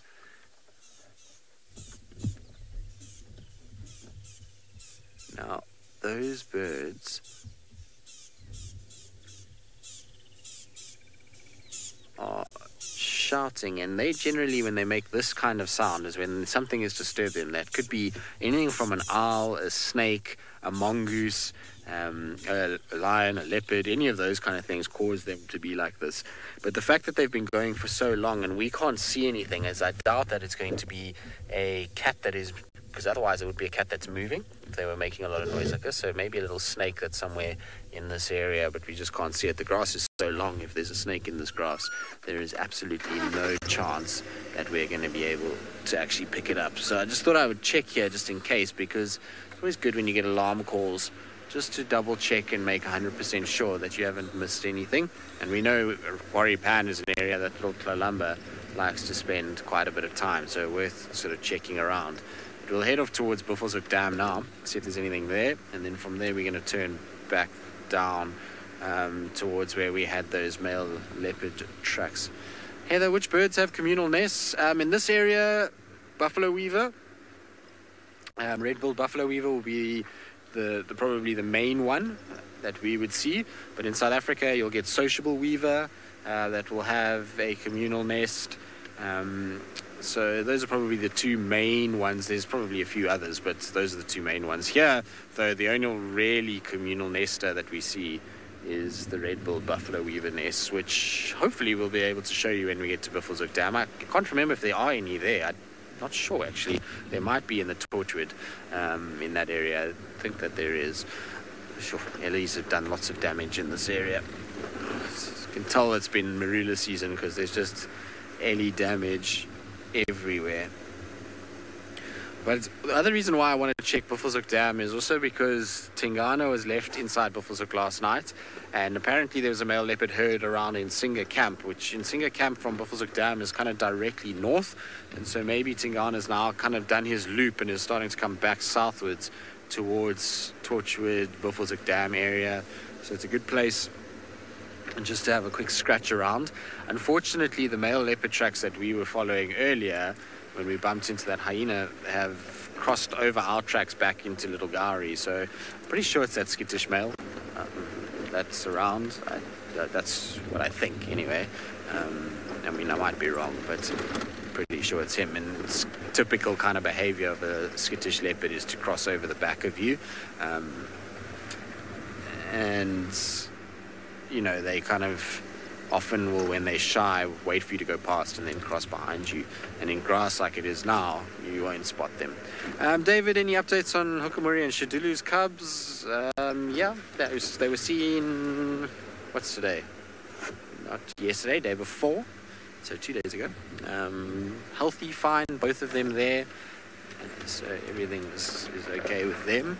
Tiani's cubs, or cub, should I say, seems to be fine as well. And then obviously Hukumuri's been mating with Moya, a female from sort of southwest. So hopefully that will be successful too, and then there'll be Moya will have cubs.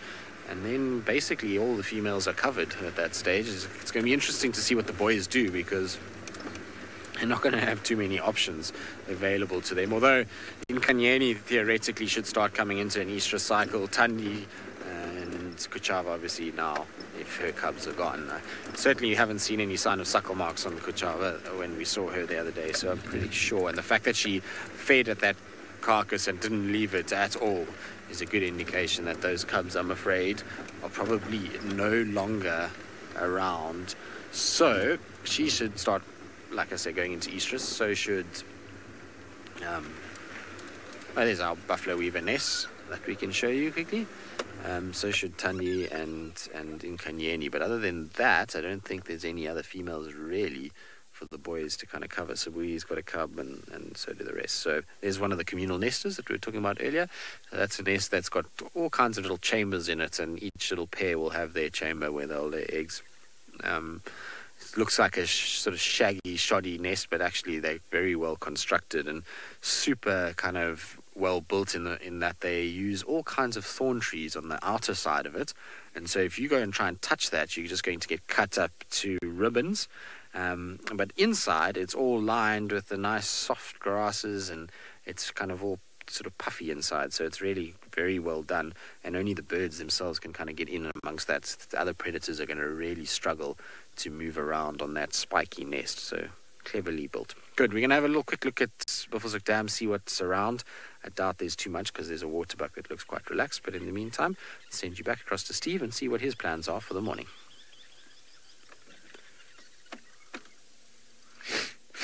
Thanks, Justin. Well, we're doing splendidly well here. I think it's almost time for us to also go to a watering hole and to stop and have ourselves a coffee. What do you think, Jean-Andre? Oh, yes, we do. Woo!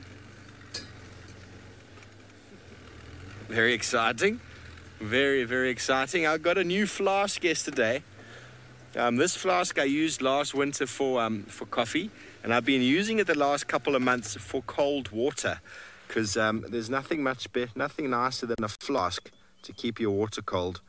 But it took quite a bit of effort to get the coffee flask clean, should I say, for the water, because it's always got this sort of coffee smell.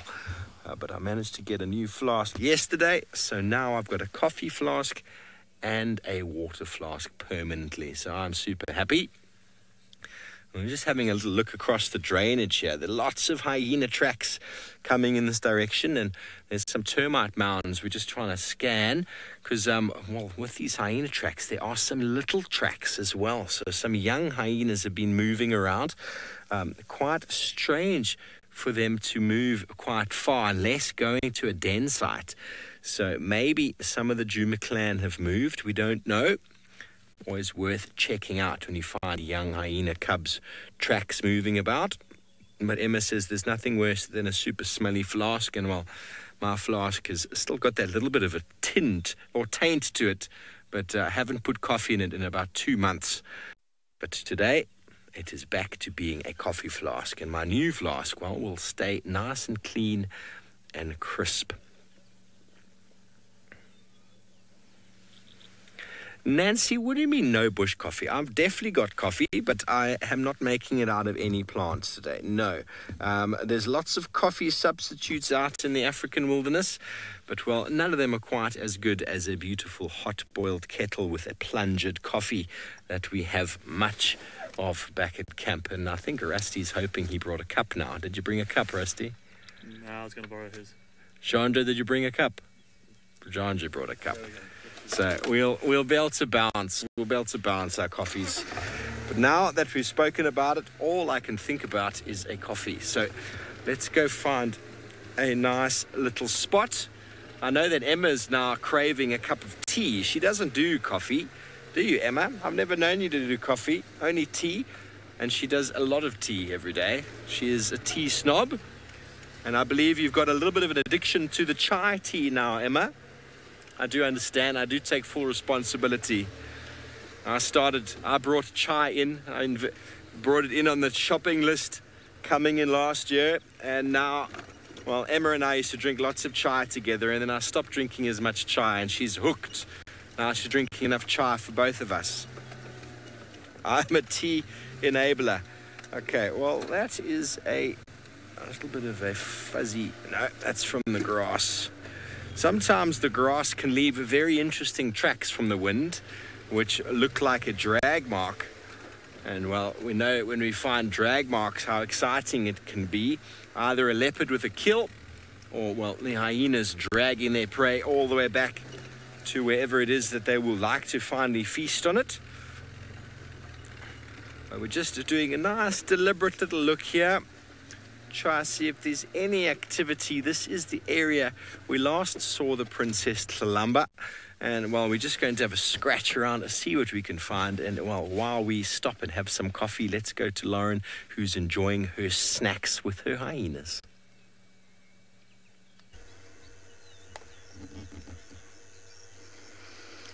I'm very jealous of Steve talking about coffee. I've finished my coffee. I never, ever get the right amount of coffee for a drive. I really need to work on this.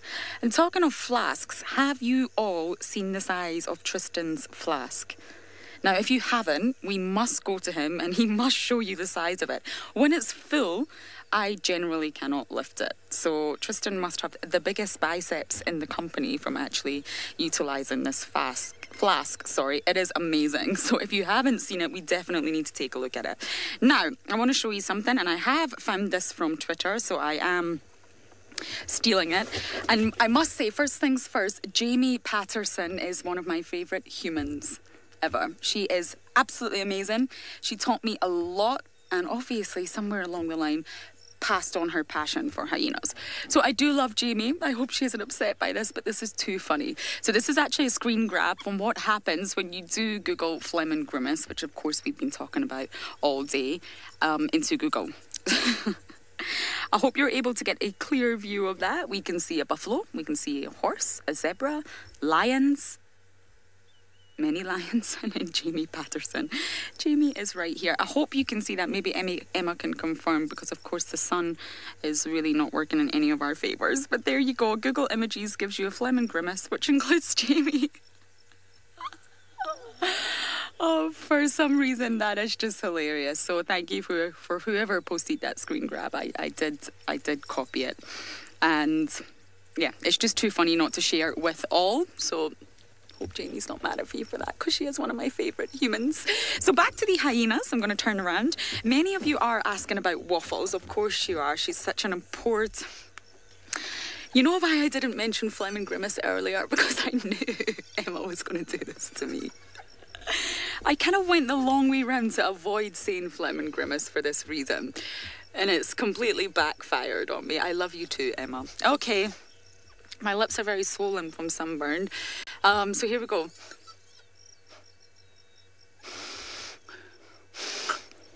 There we go. It's definitely never going to make the Google Images star of Jamie, but that's what my phlegm and grimace looks like. That's me trying to get all the lovely air of the hyenas into my Jacobson organ. So back to the hyenas before I embarrass myself any further. Oh, these two little cubs have finished suckling. Perfect. They've just got up and ran back into the den. Just got a little glimpse of them there. So Remy has 2 cubs and Krim has 1. And these are the newest additions to the den, I believe. And many of you are asking about Waffles. And I want to be completely honest with you. I don't have all the information on the takeover and the dynamics and what's going to happen. So anything I can say must be speculation at this moment.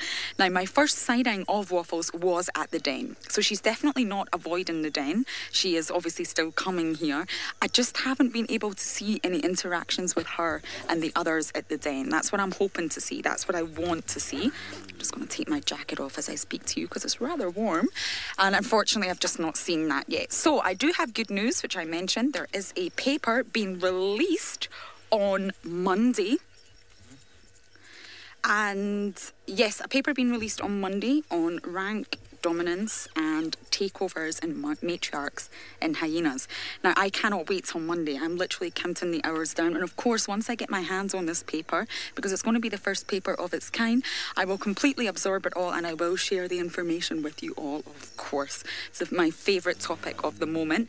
And I've spoken to the hyena researchers about it. And again, it's just such an unusual situation that we don't have all the information right now.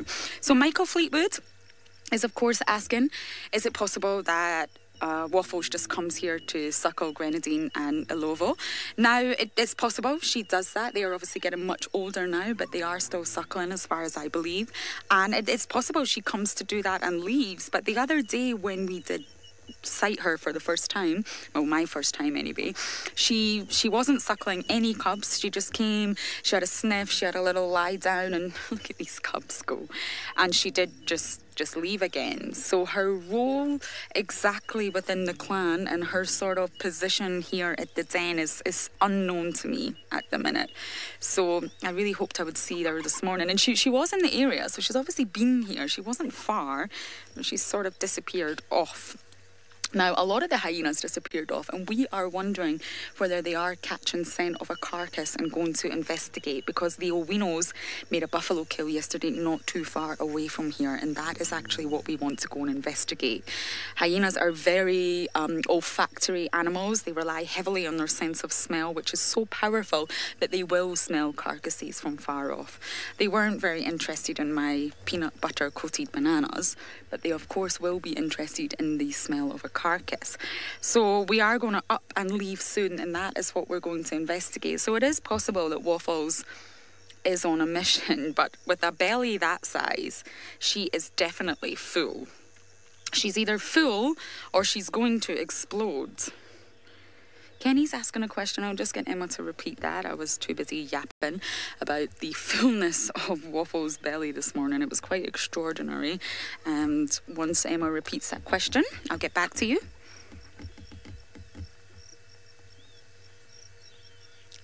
Oh, will the paper be online? Sorry, Kenny. I don't know why I didn't get that. I imagine so. I'm not sure yet, because some papers you have difficulty to access because you have to pay. So I'm not sure whether this is going to be one of those papers you have to sort of pay or have a subscription, or whether it will be free and readily available. Not sure yet, but I will keep you updated. It is coming out on Monday, and I am genuinely excited to read it.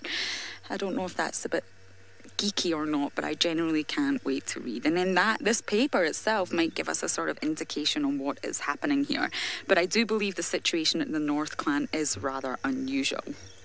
As far as I know, it's not well documented or well published. So Kenny, I hope so, and I promise next week, once I do get my hands on the paper, whenever I can, I will share everything with you.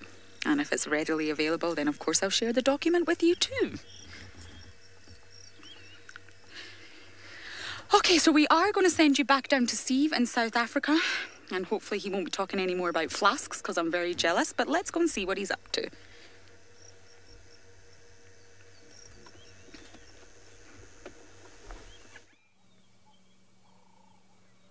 Lauren, why are you jealous? You're the one who started talking about how you had all your snacks for the hyena den. I didn't say anything about food, just coffee. Well, to go back onto Lauren's theme of monogamous birds, here we have got a beautiful pair of Bateleur eagles. The female is the one on the left. The male is the one on the right, and as Jandre pans out, you'll notice that a little bit more to the right, Jandre, is a third wheel hiding behind the branch there. He's actually the same level as them, right in the middle of picture. A bit more left. There we go. Behind the stump there is a third Bateleur. So we're trying to figure out what's going on with this trio. I was chatting with Steph about it, and he reckons that it's probably the pair, and they've got a juvenile that has come into adult plumage, although it takes 7 to 9 years to do so. Maybe it's just been hanging around in this area. He reckoned we should look closely at the other one's belly to see if it's got a bit of a rufous sort of colour to it, which would show that it probably has only just come into sort of adult plumage. But quite strange to have it hanging around. But invariably in large raptors, the opposite to large cats, it is the females that disperse from the nest and the males that generally stay and stick around and sort of carve out territories within that of their parents' territory. So very interesting. But I had never seen 3 Bateleurs together until recently, and they have been together for a very long time. Well, should I say they're with each other constantly. And, well, the nest is further down the tree, in fact, much further down. You can see it right at the bottom of the screen now. Over there, Jandre. Middle of the screen, there it is. There's a very characteristic sort of platform, messy platform nest for these birds of prey. It's hidden low down in the canopy, because they are birds that will breed in the summer months. So when the sunlight is very hot, But it's interesting because this is not the nest that I saw the other day. So there's definitely another nest going on. Alarmo, you want to know if birds only call each other or if they also alarm at predators? Well, territorial calls are, well, when birds sing or when they do certain sort of calls that they do, they're either aimed at defending territory or demarcating territory to other birds, because when do most birds die? They often die at night or in the daytime. So you get the dawn chorus, which is when birds are going, I'm alive, I'm alive, I'm alive, the snake didn't get me last night. Or in the afternoon before going to bed, I'm alive, the shikra didn't get me today. And that is generally from a monogamous pair that's got a territory they're defending for breeding. And the purpose of that call is essentially to advertise whether the male and female are still alive. And when you're out in an environment, in this environment, for example, there's only so many habitats available for a breeding pair of birds. So you get a breeding pair, and their objective is to hold the territory to breed. But then you've also got young males and females that are floating. They're moving through the area all the time. They're always there, but they're not breeding. And as soon as they don't hear that male or female calling in the morning or afternoon, first one to squirrel in there and meet that lady or that man invariably takes that territory and then becomes a breeding individual. Might not breed that season, but it potentially could. And so they're just waiting for that call. So if a young bird is hanging around in the territory of another bird, they'll just be very quiet. They'll just go in and feed and feed and feed and waiting for the right opportunity to sort of be the first one to move in. And obviously then, of course, looking at the large birds of prey, or many of the other birds, they do have alarm calls. I've never noticed large birds of prey having alarm calls per se, but they do get alarm called at. So lots of the smaller birds will bombard these large birds, giving them all sorts of grief, because essentially large birds of prey, including owls, are sort of pretty much stealth specialists. They sneak up on their prey, and as soon as they've been spotted by a herbivore or a prey animal, and they invariably leave the area and move off. So alarm calls are very, very good for finding birds of prey, also for finding cats on the ground, or even snakes, as well as mongooses and even sometimes monitor lizards. So the calls can be quite different, and lots of birds have got lots of different calls, and each of them unique for the situation, for the mating call, the territorial call, the alarm call, or maybe just a little bit of a chat with their friends. But anyway, Pat is making his way south towards the Sausage Tree Republic. Let's go and see how he's getting along in the mud.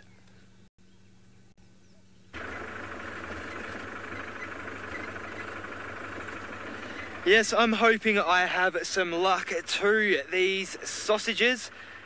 Nowhere to be seen right now, but there are quite a lot of buffalo right here, so bear with me for just 1 second while I have a bit of a scan around this area.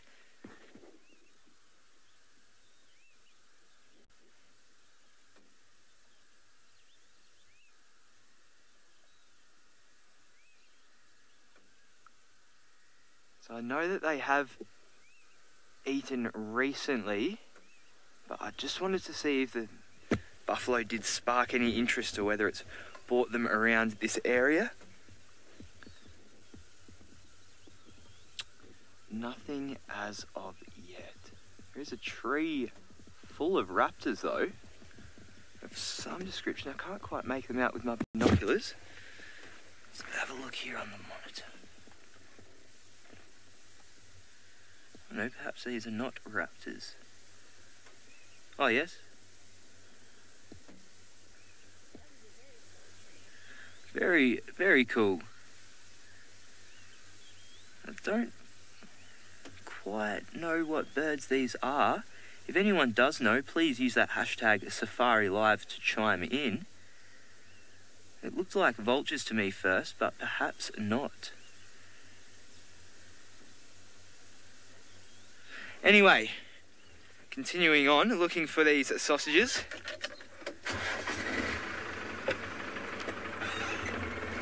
So I've moved quite a bit now to the west, to the east, sorry, to come back around to where we usually do see them. So where that buffalo kill was is probably about 500-600 metres west from where we usually see the sausage tree pride. So they didn't actually move far to get that kill.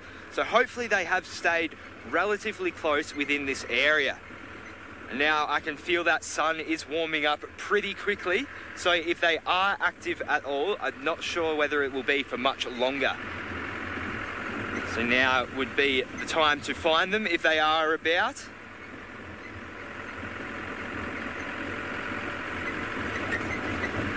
Rosemary saying the trees and those birds went along really nicely, and they did. It looks really cool, didn't it?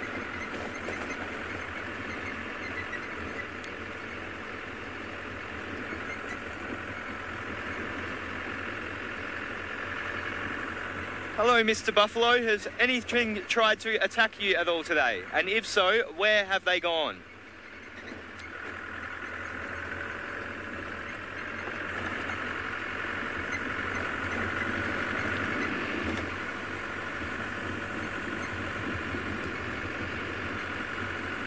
Sorry, it was a bit mean to ask the buffalo, but you never know. One might kick their head in the right direction.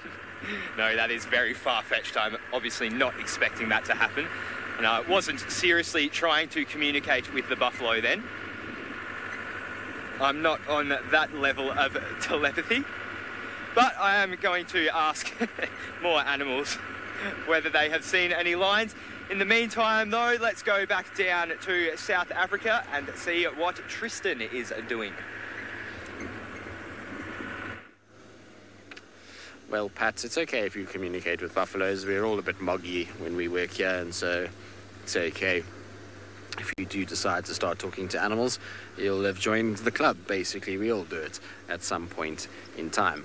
Right, now, we unfortunately have got no buffalo, no animal to speak of, and so we're just kind of throwing a Hail Mary pass, really. We're heading deep into Torchwood at the moment. I'm actually quite surprised that we even have signal, to be honest with you. And so we're trying to see if there's any sign of, well, anybody, really. Unfortunately, tracks for quarantine we just found. I was kind of hoping maybe we'd get lucky with his tracks and find him, but his tracks have crossed into Nkoro, so that's not going to help us. No sign of Tingana, no sign of Tandi, no sign of Klalamba. So I don't really know where else to kind of scratch for those three. They must be around, well, Tandi and Klalamba must be around somewhere. I've just got to try and pick up the right track. Apparently, though, Tandi was seen 2 days ago during the day between game drives by Taxon, crossing over quarantine. So she was somewhere in the central of Djuma, but we haven't found any tracks in the last couple of days, so maybe she's sitting on a kill somewhere, and Klalamba the same.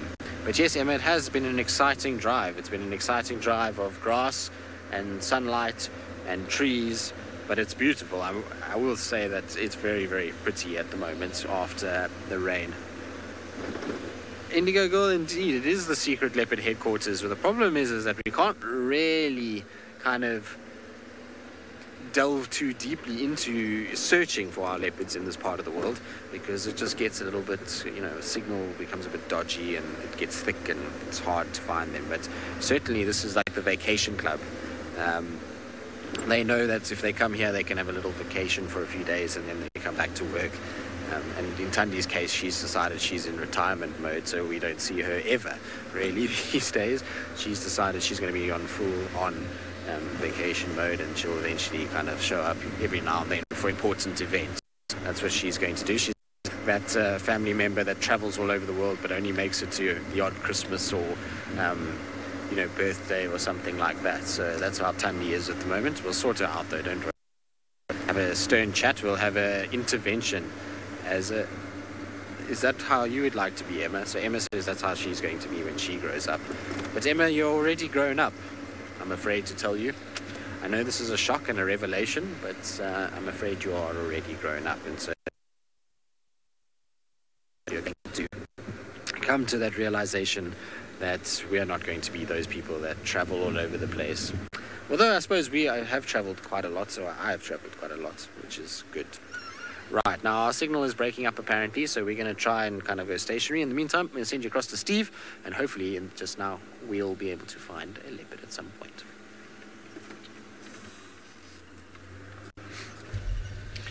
Well, Tristan, I think that's a great idea, an intervention for Tundi. Who are we going to invite to the intervention? You, most certainly. Do we need to have Tingana there, or someone who knows her quite well? James Hendry will have to wait for him to come back from leave. So who else, Tris, do you reckon we should invite to the intervention? I wouldn't mind being there. Give her a little bit of a rap on the knuckles. Where have you been all this time, young lady?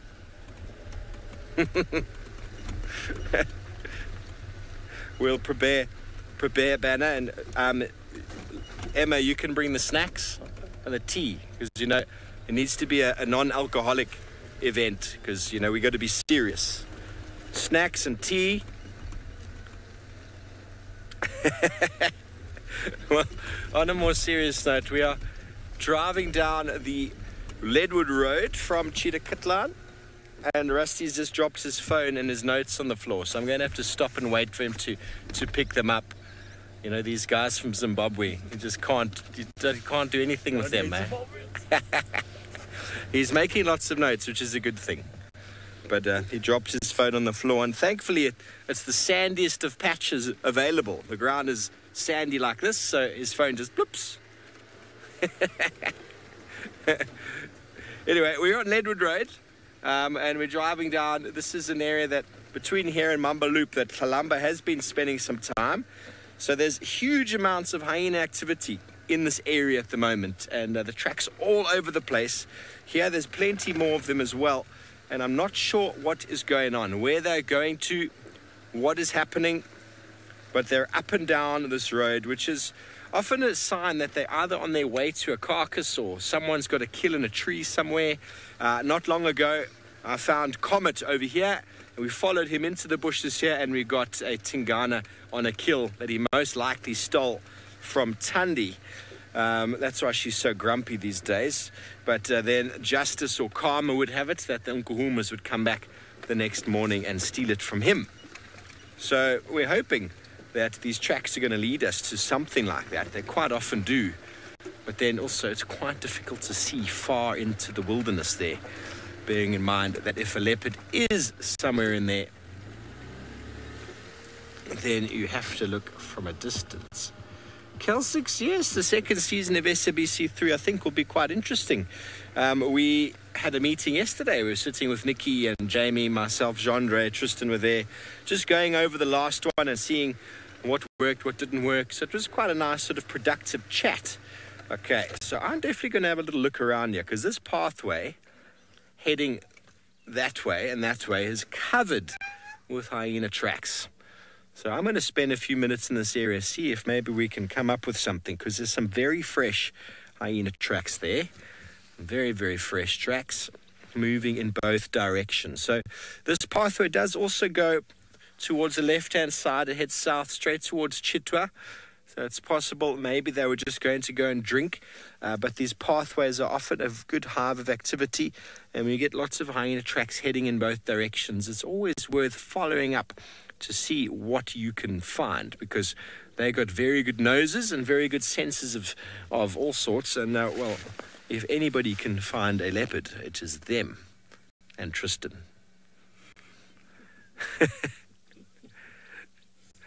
Okay, well, we're going to follow up on these tracks. A lot of them are heading that way. And I'm going to go just have a little look in the bushes over here, see what I can find.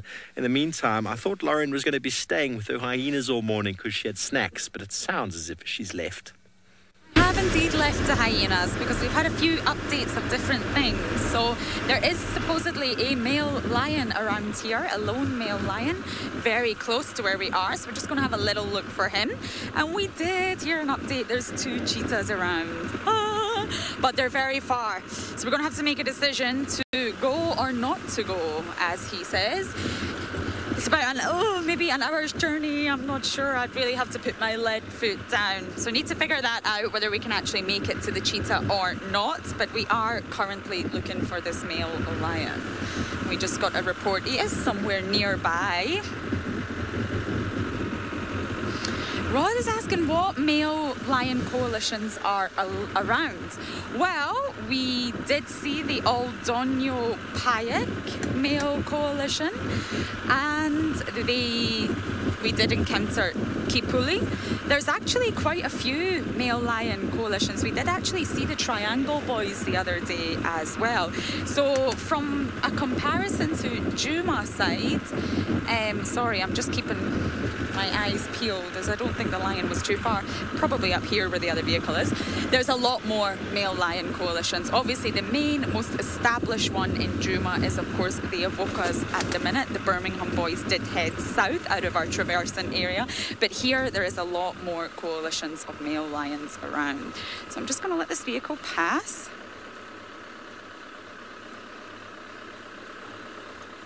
Hi there. Get stuck over here. Do you have a towing rope? Well, we will get out, don't worry. Thank you. Nobody has any faith in me. He's telling me we're going to get stuck. It must be a bit muddy down here. Yikes. So lion coalition dynamics are very interesting, very, very interesting. I believe one of the most interesting is Kapui himself and the dynamic and relationships he has had with other lions. So I believe he's in this area. Where are you? And it wasn't said to be a lone male, so again, I'm not exactly sure which lone lion it is. But it would be fantastic if we could find him and actually identify him.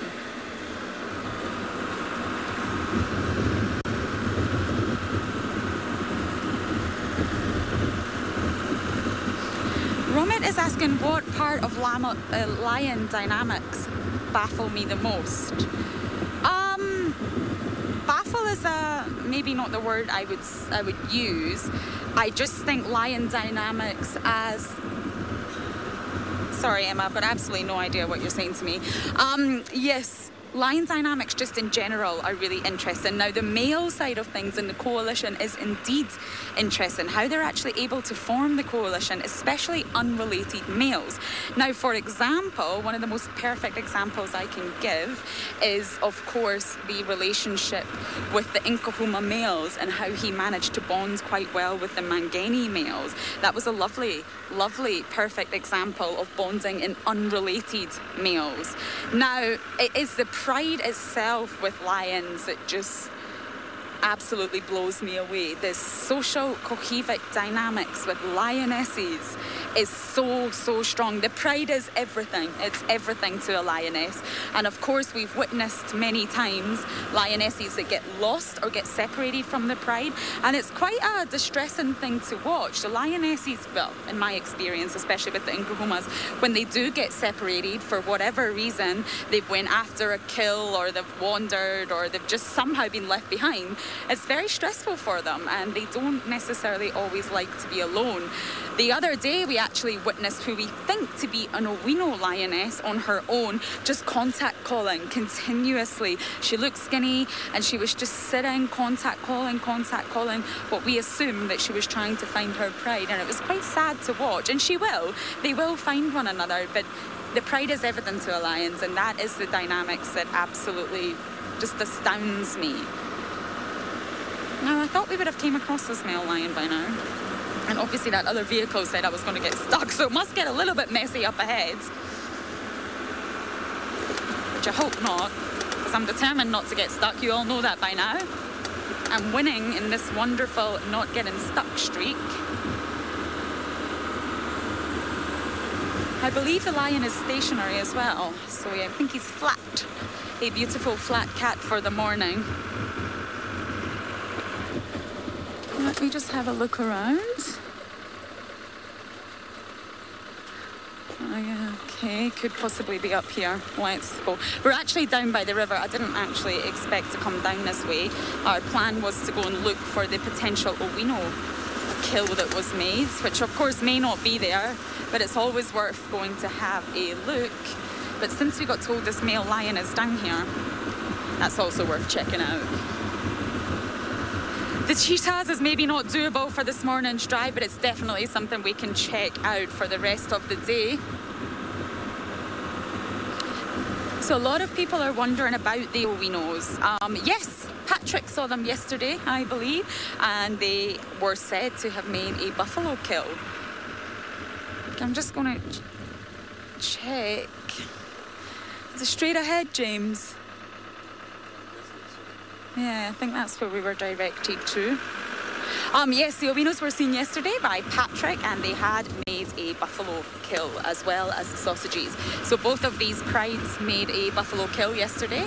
Wasn't the greatest day for buffaloes, to be honest. And yes, it looks like they're doing well, but we do need to catch up with them properly. Myself and Manu did search endlessly for the den to see the little cubs, Butternut's little cubs, but it seems she has moved them. Lionesses, when the cubs are very, very young and they're still in the denning period, not mixed in with the rest of the pride. It's a sensitive time for them, and if she's feeling not safe or that her den is too vulnerable, she will absolutely move these little cubbies. Okay.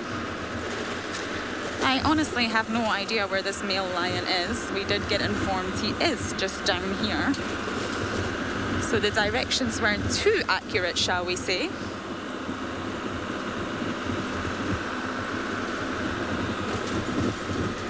Possibly not accurate at all.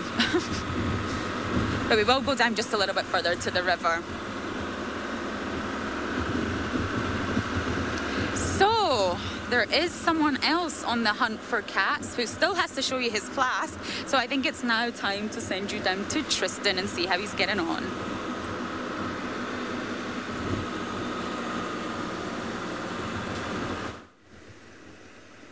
Well, unfortunately, Lauren, I don't have my flask with me, so we're not going to be able to talk about the flask today. I'll bring it on the next drive that I'm on, which will only be, I think, tomorrow. I'm not on this afternoon. So, but it is quite big, and it's because I don't really use it much for hot water. I use it more for cold water. And in the summer months, you can go through quite a lot of water, can't we, Craig? Yeah, a good litre or two, so it's like a 2-litre flask. It does a good job, and I like it. It's the perfect size, really, that you don't run out, because nothing worse than running out of water when you still want it. It's better if you kind of have extra rather than running out. So that's why I've got a large flask with me most of the time, and also then I can contribute to the camop's general well-being as well, because some of the camops often ask for water, and so now I have more than enough water to go around. Craig, you're pretty good. You don't ask often. David, on the other hand, is constantly forgetting water at home, and so he's always asking for top-ups, and well, not top-ups, just water in general. Senzo every now and then forgets as well, so it's good to have an extra supply. Right, now our sort of search of Torchwood yielded very little, not even any tracks to go on. We checked all the way to Rhino Cutline, which is why we're now on Gowrie Main. We're quite far. We're close to the Cheetah Plains driveway, so we're a long way to the east. Still really no sign of any sort of tracks. I'm going to go once more past where we had Kuchava's kind of sighting and see if there's any sign of her there, and then from there I'm going to go back towards where we had that male's track. Maybe he's come out of Little Gowrie and is hanging around on our side. I know Steve's been doing quite a bit of driving in that area around Leadwoods and Mumba, so I don't know, we might carry on and just go and see if we can find somewhere else, given that it's very quiet on this side of the world. I will say one thing, it's quite nice just to putter about and just enjoy the bush at the moment. It's so pretty out here with all the greenery and things like that. It's actually quite nice just taking it slow and just stopping and looking at pretty much anything that you see. It's nice to kind of have that diversity of color and sort of thickets and those kind of things. In winter it becomes quite drab and not nearly as pretty when you drive around. Well, not in my mind anyway. Some people prefer it, but who knows. Todd, how do animals know which flowers and fruits are poisonous?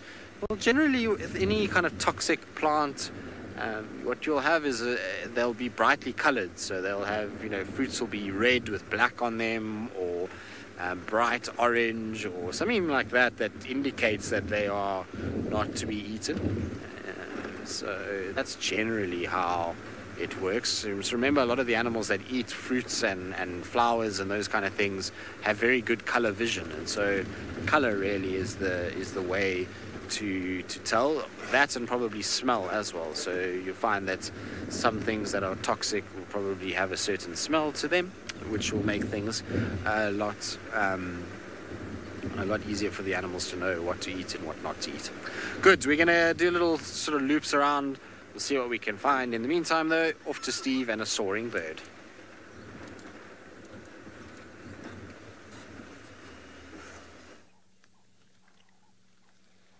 Indeed, thanks Trist. We've got our battaliers out now. They are helping us to try and find whatever carcasses or meat there might be on the ground. We tracked those hyenas up and down for a little bit, but seemingly they're headed towards Chitwa. I'm not 100% sure, but we're going to continue down this road. And this, interesting enough, folks, is a different trio of battalier that are flying in the sky. The ones we left before were still north of us, and this is the trio that is a little bit more south, so not far away from the other nesting site. And will there be some animosity between them? They are soaring in circles, getting thermals. The battalier being the one raptor that can fly quite early in the day without needing to flap its wings. The design of the wings and the short tail allowed to cover or to get air currents that are seemingly not there for other raptors. And Shumungwe, the Shangaan name for the battalier, they are always the first one to find a carcass. Very reliable. We saw that whiteback vulture earlier. If you find a vulture or a few vultures with a battalier in a tree, you can be almost certain that there's something there. Well, very good. They're looking. Nothing. If they saw something, they'd be coming down, but they're not. They're just flying above. And the one that Jandre was focused on, oh, there's a beautiful male leopard track. I think this might be the leopard track that Tristan was following up on earlier. There was discussion about how we had a leopard crossing in from Gowrie, Maine. I wonder if you can get that, Jandre. I can't see it. Can you see it? Beautiful track right over here. There's the pad, and there are the toes. 1, 2, 3, 4. A little bit slanted because he was walking at an angle on the slope here, but only one. It's because the ground gets a little bit hard over here. But heading in that direction, then that's possibly why these hyena have been up and down, trying to smell this guy. But the tracks are not on the road. They probably come through from the thickets here. So maybe we'll have another little poke around just up ahead over there and see what's going on. Because maybe this individual made a kill and the hyenas came in and stole it. We heard hyenas calling early this morning. I was quite certain it was coming from the den. But then they might have been responding to hyenas that were calling even further east. We know leopards like these thick drainage line areas. And well, there's a very good chance that this leopard, if it is indeed made a kill and it got stolen. But anyway, we are going to keep looking here in the thickets, and while we do that, let's go back up to Patricia in the Masai Mara, who is trying to find lions in the long grass.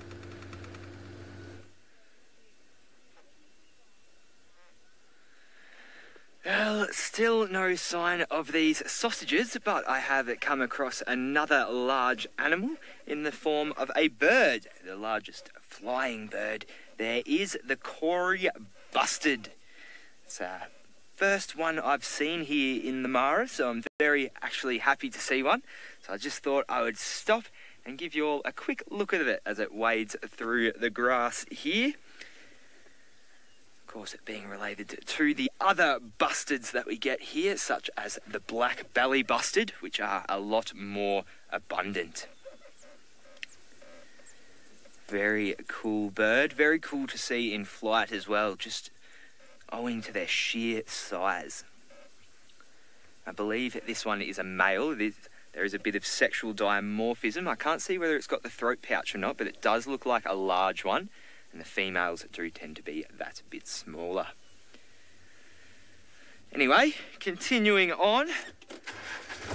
So, I've expanded my search a bit wider now. The sausages do tend to move quite a bit. One day they can be in one area and the next day they can be somewhere completely different. So I've kind of gone a little bit wider and I just didn't want to take any more of those bad roads right now. I think I've used up all of my luck with those roads and I'm just starting to get a little bit frustrated with it. It's been 4-0 for the sausages whilst live, but then non-live, it's been 3-0 my way. So 3 times non-live, I've got the sausage tree pride, but then every time I look for them while I'm on camera, they just don't want to show their faces.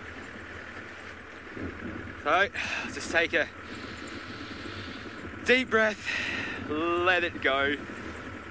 They are cheeky, cheeky lions.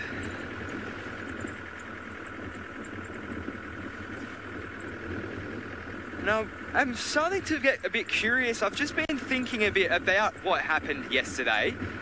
When we left that calf, it was kind of wallowing in the mud and they didn't move far. So I wonder if the lions did actually stay with him, because as I said, we did lose the lions in the bushes, but they didn't seem to be too far from where that calf stayed. And as I said, there was still one hanging around.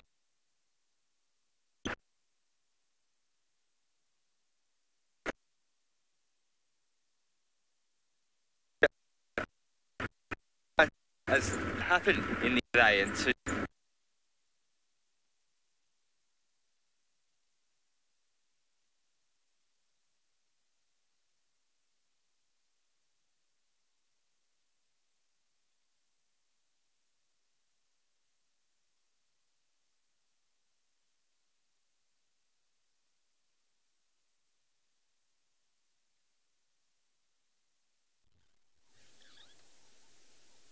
Well, unfortunately, it seems like there's a few little gremlins on that side of the world. So you're back with us, and we're with a rather adventurous giraffe. Now, you see giraffe regularly moving around, obviously, but very seldom do you see a giraffe on top of a termite mound. In fact, I can't actually remember the last time I've seen a giraffe way up on a mound like that, but it's quite cool to actually see them when they climb these mounds, and you can see its head is buried deep inside that tree that it is busy feeding on, and obviously some sort of yummy little food source that it wants and has decided to go after. But quite strange. I'm surprised that it's gone up on the mound. I would have thought that it would have kind of just found a food source lower down. Generally, giraffe aren't ones that go kind of too high up. But what we're going to do is we're going to go around, because there's actually a road that's really close to where it is. I just wanted to show it from here in case it came down when we went a little bit further forward. But let's see if we can get a better view. Now, we've kind of come towards Chitwa just from a sort of long shot of maybe Sibui being around on the southern side here, or if Kachava's decided to start waking up from her morning slumber and is also moving around. So that's why we're on Chitwa and kind of just taking it very easy. We're hoping for some alarm calls or anything really that could indicate something is about. And if nothing, it's also just a nice place to find general game. So it's nice that we found giraffes, and there's been a few impalas, and we saw Nyala earlier. So it's all good for trying to kind of just see random things. Now, people, can a giraffe jump? No, not really. I mean, they can kind of rock, but they don't actually jump. They're too big and bulky for that. It's really too difficult for them to kind of lift all of that weight and jump any sort of height. Their legs are too long, and just the shape of the body doesn't really work for jumping. But they can kind of like rear up a little bit, and that can get them over certain bushes.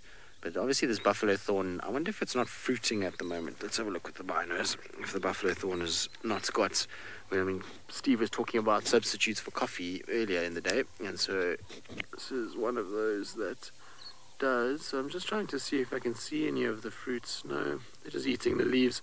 I suppose the leaves are quite tasty. I mean, we as people can eat those leaves. And so this giraffe is kind of just picking them off. But it always amazes me watching a giraffe feed off a buffalo thorn because, you know, if you grab a buffalo thorn with your hand, you're going to be cut to ribbons. But these guys with these incredible tongues are just able to pick all the little leaves between the thorns and swallow them. It's quite incredible how daintily they can actually do this. Is daintily a word, Craig? I don't think so. I think I just made that up, but oh well, it's okay. There's definitely no little fruits on this tree. It's just bare leaves at this stage, but that giraffe is absolutely loving them.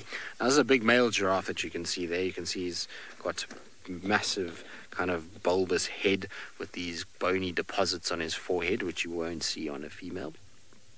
These guys, their skulls will constantly develop now, and you'll find that they'll get these big kind of bony deposits that go through their life. So giraffe that are younger won't have them, but older giraffe get bigger and bigger. Now there we go, going to come down quite gracefully. Oh, well done. Sarah, he is very beautiful. Now you'll see, what are you doing? If this was a female, I would name it Lauren, after the way it just walked into the tree like that, after Lauren's incident that she had when she drove into a tree with Sebastian. Well, I suppose we could call it me as well, but didn't fall over, so we can't call it me. But there was the way it just walked into that bush was almost as though it shocked itself. But what it's really doing is it's easing the itch on its chest. Yes, it didn't walk into an aloe 3 times. You're right, Emma. It was a lot smarter than that. But it's basically just trying to rid itself of ticks more than anything else. They do this quite regularly, giraffe. They walk over trees and they kind of scratch their tummies and their chest areas, and there'll often be a lot of ticks that have congregated in those areas because the skin is quite soft, and be able to pull them off. Now, it's not the only giraffe that's here. In the background there, you can see a female with the little one, and that can give you a nice size comparison between males, females, and babies. For those of you that are kind of interested, you see he's going to have to duck down, and I'm hoping he's going to get a little bit closer because he's still quite far away, and so it's tricky to see size comparison when he's that far because there's a bit of compression on the lens. But hopefully he's going to round that termite mound, and then you'll be able to kind of get a view of just how much taller he is and how difficult it is for those females to deal with males when they're wanting to mate. And there's the little baby that's kind of walking off in frame. That's still quite small, not tiny. It doesn't still have its umbilical cord attached, but it's small enough to be under the care of mom, and it's going to try and find some shade. Mom, unfortunately, is going to be hassled by the male now. He's decided he's going to kind of chase her around, and so there we go. You can see the size difference quite nicely there. Now, I believe a lot of you are enjoying the fact that we're spending some time with giraffe. It is quite nice, isn't it? You can see there's a little bit of courting process that's going to go on there. And what you'll find is that this female is probably coming into an estrus cycle, and this male is going to follow her around because he's now starting to pick up those scents and pheromones that she might be in estrus. And often what you'll see is if she lifts her tail and she starts to urinate, the male will come quite quickly and he'll put his nose and his face inside that urine. As she's urinating, he'll kind of just lap it up almost, and he'll run that over his organ of Jacobson to try and then sort of figure out whether or not she's in heat. Poor baby, though, has been cast aside, has been told, you wait there, it's time for adult business, and they've kind of gone off into the bushes for some privacy. But at least they did that. At least they didn't scar the child and just do it in front of them, like most animals do. Let's see if she's going to... I'm hoping she's going to urinate. Sometimes you'll find that he'll even lick her private parts, and that will actually induce urination, and that he can then analyze her chemical scent to figure out whether or not she's actually in an estrus cycle. But they're coming straight back towards us now. Isn't this cool? Yeah, the two of them are. So you can see just how much bigger he is than her. Often people wonder how much bigger a male giraffe is than a female. This isn't a particularly large female, but you can see there he towers over the top of her and really is that much larger than what she is. Now this male, I think, is figured out that she's not actually in a proper estrus yet and has decided he's going to move off and feed. I was actually keeping quiet there for a second because you could actually hear his hooves clicking as he was walking, which is where the the name Chitwa actually comes from. The name Chitwa Chitwa is actually from a giraffe's hooves clicking together, and it makes that kind of clicking sound, and that's where the name came from. But I'll say there is a lot going on with these giraffes. It's quite an interesting kind of dynamic. Generally, when you see a male attached to females, there's more than one. But in this case, it's just the one with her little one, and so kind of quite an interesting interaction between them. But you can see once the male has moved away from the female, the little one immediately has gone back to mom, and now they're going to go back to feeding, and everything is right in the world again. But it's almost like that little one knows when the male starts to come, it's time for it to get out the way. And it's because giraffe males can be quite aggressive sometimes. There's been a few recorded cases of giraffe males kicking young ones and when trying to get to females, and so best to rather stay out the way of such a big animal and just let kind of him do what he wants to do, and once he moves off, then it makes life a little bit easier. Very cool to see, though. It's been a while since I've spent some time with giraffe, and it's nice to see them. Obviously in India there's no tall antelope like this, although they do have some really big hoofed animals there. There's an animal called a blue bull, which is a crazy looking creature. It's almost like a cross between, it reminded me of a cross between sort of a roan antelope and a topee, but kind of got a bluish tinge to it, hence the name blue bull. Very odd looking creature, but it's very, very cool to see. And then obviously they've got the biggest of the wild sort of bovines in the form of what's called an Indian gaur, or a Indian bison. Gaur is the actual proper name, and they are huge. I was shocked at how big they were. I mean, obviously we see buffalo here and we think that our buffalo are big, but these things are just on another level. The fully grown big males will weigh 1.5 tons, so it gives you an idea, and their kind of muscle mass is what's so impressive. I'll try and pull up a picture now for all of you guys so you can see. Give me 2 seconds. So, see, Steve is trying to call me on the radio as well, but he can just wait. Emma, you can tell him from me that he can just wait. Hold on, guys. I'm trying to find, I don't have a photo that I've taken. We didn't get any really great sightings. I got 1 or 2 kind of pictures of their faces, but there's a certain image that I wanted to show you because, hold on, Craig. I'm going to get this right now. You just watch the giraffe. Did you tell him to chill? Thank you very much, Emma. So Emma has told Steve to chill. Anyway, it's not working. I don't know why. Okay, so we'll just do it like that. No, I don't want to do it like that. Why can't I? Sorry, Craig. I'm trying to get this right, but it's not working. Yeah, tech difficulties. There we go. Found it. It's also because this is a new phone and I don't really know how to use it. And so I've been struggling to try and kind of figure out. Dory, Texas Longhorns are quite large. Dory, I'm not sure. I've never seen a Texas Longhorn. I can tell you that they must be, but this is what I did see. And these things are massive. They are seriously large. They're very pretty animals. They've got these little white feet, or legs, should I say. And their legs always look as though they're too short for their body. But you can see how muscular they are. Massive, massive head, big horns, and then this muscular kind of structure that comes around the back end here. Really are big, big, big animals. And the tigers do hunt them. The tigers do go after them, not so much these big males unless they're very old. They target more the females and the young ones. And actually, while we were there, a tiger had killed a old male and fed on it for a good 5 or so days, but it was a very skittish male tiger, and only brief glimpses of it walking around in the thickets, but really couldn't see much, to be honest. But a crazy looking animal, isn't it? I think so. I thought it was a very, very cool animal to kind of see. Anyway, we're going to leave our giraffe there. We're going to carry on. We're going to try and call Steve now to find out what he's up to. Right, so we're going to call Steve now. He's got a track, and so we're going to disrupt him, but we're going to send you to him first so that I can disrupt him while he's live.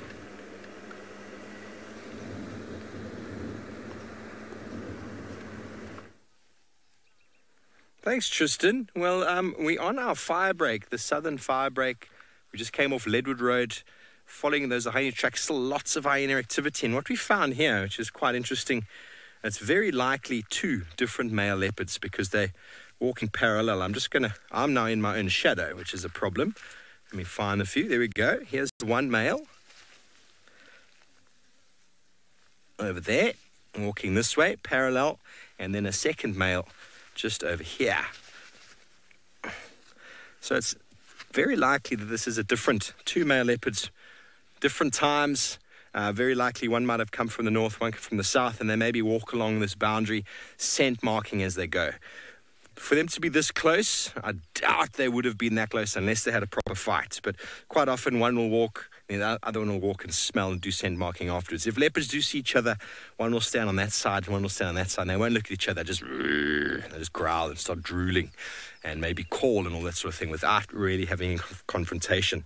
But it seems as if there's at least two male leopards that have walked down this way, unless it is one male that went to go drink, came back to a kill and has gone back again. They are both very big tracks, both very, very large in size, easily to identify that it's a male due to the fact that the toe is much wider than the pad. I apologize about my my shadow, but we're going to turn around now and I think go back towards Twin Dams and see if these actually pop out somewhere around there. Tristan was talking earlier about a male leopard that had come in from the south. Who is it? We don't know. I will not try and guess which leopard is which.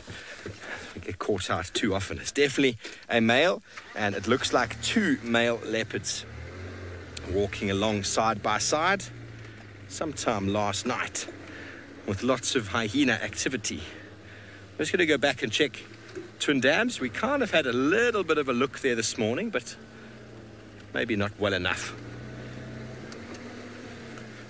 Could be what all these hyenas have been going on about, because, you know, the hyenas would be attracted to these leopards if they were fighting or causing trouble, because who knows, they might get something on the side.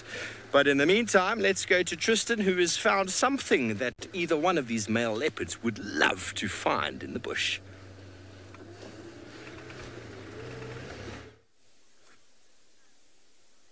We have found another family. So from the giraffe, we've now come across ones that are very, very cute, and particularly the little tiny one that's on the right-hand side. It's the smallest of the group. So it seems as though we've got mom and a few of her oldest, well, her older offspring, should I say, and then her newer ones as well. It's quite common to see in warthogs, older offspring from the previous litter sticking around. And at the moment, they're all feeding. You can see on the road, and they've got on their knees at the moment and are being quite stationary, which is nice because we actually get a view of them. And the reason why is because they are busy feeding off a bounty of food that is dropping from above them. Now, we've come out of marula season, and so there's not many marulas around, but the brown ivories will be fruiting now, and so there'll be a whole bunch of brown ivory fruits that have fallen to the ground. You can see there it is, a big brown ivory.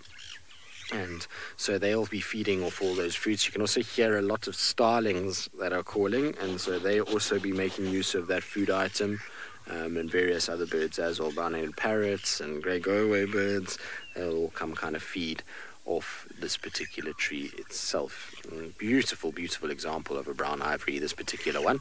It's one of my favorite brown ivories that we get in this area. Consulting detective, yes, there are lots of noisy birds. All starlings that are making this noise at the moment. Starlings really can be quite vocal when they want to be.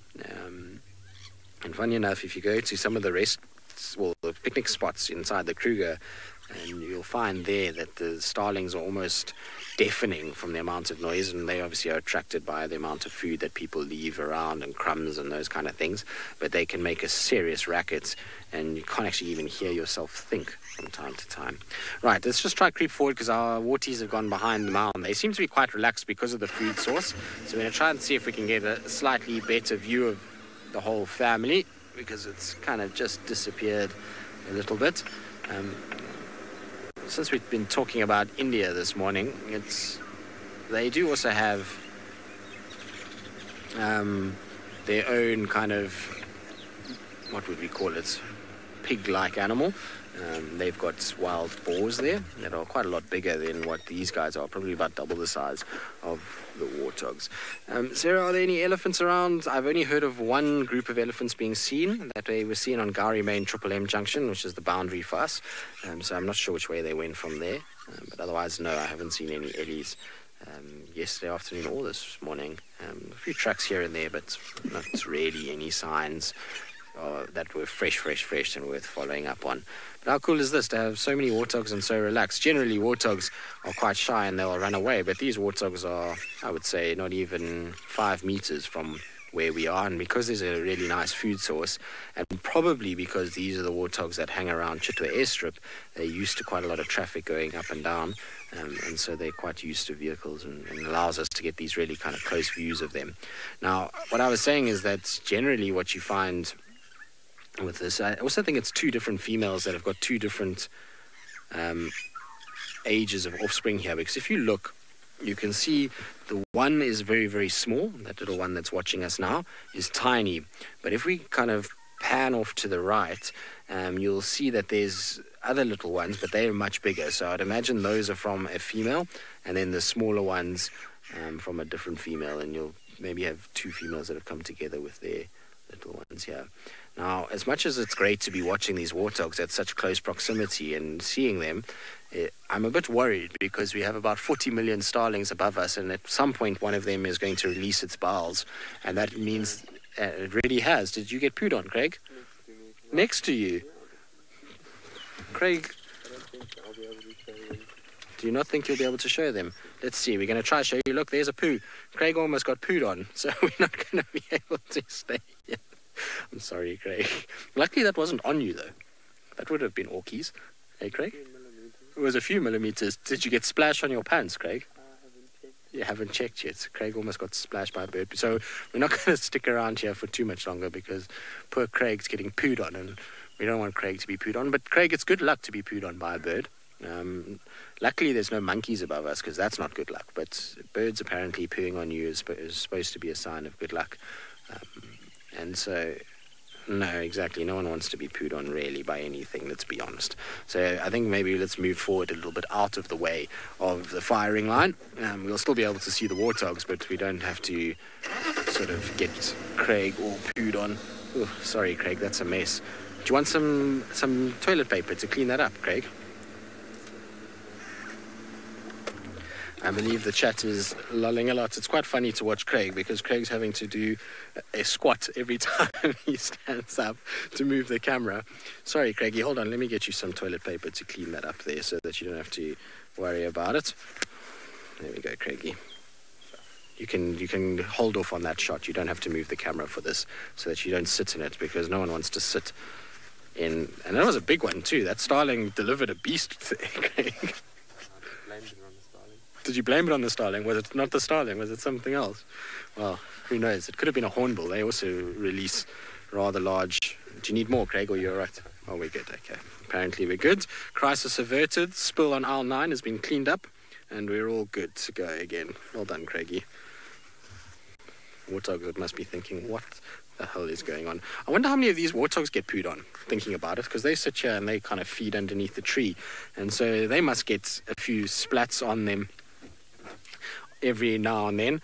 It must be seriously irritating to try and feed on the fruits, and then every now and then you just get this splat on top of your head.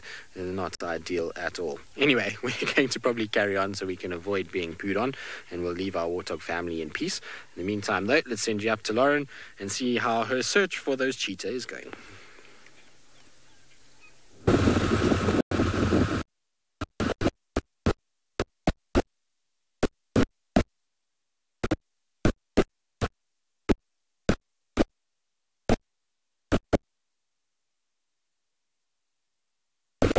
For the lone hill was a bit of a fit. I really should.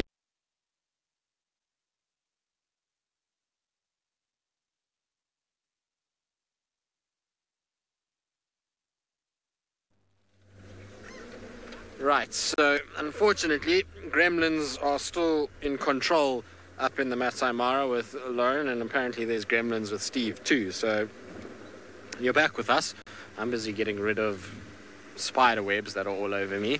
It's one of those mornings. The animals are fighting back. They're throwing everything they can at us, from poo to proteins that they've secreted in order to catch insects. What else have we been hit by? We've been hit by leaves today. We haven't been sprayed by venom yet, Craig. Let's not do that, though. That won't be fun. No one wants to be sprayed by venom. Funny enough, I've had it once before, sitting in a leopard sighting, and kind of felt these droplets, and I thought to myself, it can't be raining. It was a clear sky like this, and then, oh, hello, baboons. What are you up to? You look like you're up to no good, all of you. I'm sure you are. I'm sure you've just come from Chitwa causing havoc, no doubt. You can see they're disappearing quite fast. Amazing how well they actually blend in. But anyway, I was saying that I was once sitting in a leopard sighting, and the next thing I felt these kind of droplets. Couldn't really work out what was going on, and I thought to myself, it can't be raining, there's not a cloud in the sky. And eventually my tracker was able to spot a spitting cobra that was in a bush next to us that was very upset by the fact that we had parked where we had, and it was busy kind of squirting its venom at us, which was not very nice at all. So you've got to be a bit careful of those, but let's not repeat that today, because no one likes venom in the eye or anywhere near themselves, especially if you've got a few war wounds from an aloe around. Ooh, discipline. Okay, are you guys going to stay there now? No one likes venom in general. Well, I suppose Eddie Brock likes venom. Doesn't he? Emma? He should do. For those of you who don't know what I'm talking about, it's a Marvel comic, and Eddie Brock and Venom is a character, and they've kind of joined forces together. But anyway, our baboons don't want to be seen. They don't want to be our friends. They keep just running away. Thanks, Emma. I thought you would appreciate that. Emma appreciated it because she said it was a late reference. Thank you, Emma. I thought you might like that one. It's one of those that Emma would appreciate. Baboons, why are you all running away? What's wrong with you guys? I suppose you know that you get in trouble every time a car stops, and when you're this close to camps. Up to no good, that's for sure. I must be honest, I'm not a huge fan of baboons, as many of you know. I don't have much time for them because of the amounts of times that I've had to deal with their sort of consequences of them getting inside, and that they are destructive is probably more so than any other animal. So, you know, I don't have much time for baboons, and monkeys in general. I'm not a huge monkey fan. I know a lot of people are. I mean, I find the gorillas absolutely fascinating. They were amazing. And I would imagine, you know, the same would apply to chimps and orangutans and you know, those big animals that are so much like us. But I actually really enjoyed the monkey, well, one species of monkey in India. You get two species there that you see in the parks. One is the red-faced macaque, or Rhesus macaque, which I didn't really enjoy at all. They often look quite mangy and dirty, and they have these short little stubby tails. They're not the prettiest of monkeys, whereas the langur is this beautiful kind of grey coloration with this long tail, and when it walks, its tail curls, and it kind of comes back and actually almost does a full circle. That's how long it is, which is quite amazing. And they've got these little black faces, and kind of a silver grey body. They're very, very pretty monkeys, and they were always entertaining to watch. And because it was quite chilly when we were in India now, it was a lot colder than what we thought it would be. Every morning you would drive, and as soon as the sun would come through the forest, you'd find all these monkeys sitting, just sunbathing with their heads kind of facing up to the sun, and then there would be a bit of grooming, but they were quite funny to watch. And what was interesting also is that they alarm call for a tiger, but not much. They kind of make a few sounds and otherwise don't really worry. But if there's a leopard around, they go absolutely crazy.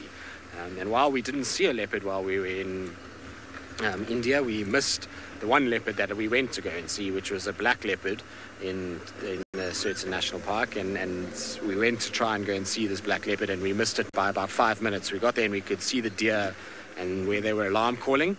But the problem with that black leopard is as soon as it goes into the forest section, it just disappears in an instant, because it just becomes quite dark in the forest and you just can't see them. And so unfortunately missed by a few minutes, and very sad about that. And it then came out again in the afternoon when we left. Hello, giraffe. Sorry, boy, I didn't even see you there. I'm sorry. I feel bad now because he's going to have to negotiate a rather steep hill. He's all good. All right. And so, yeah, it was interesting to kind of watch how the monkeys were different there. You know, here, lion, leopard, the monkeys go crazy either way. But there, really, the monkeys only seriously alarm call for the leopards. They're not too stressed about the tigers. It's probably because they know the tigers are just too big and bulky and they can get away from them. Good. Our giraffe is disappearing into the drainage. We're going to go into the drainage, which probably means our signal's not going to be very good. And so we're going to send you back across to Steve.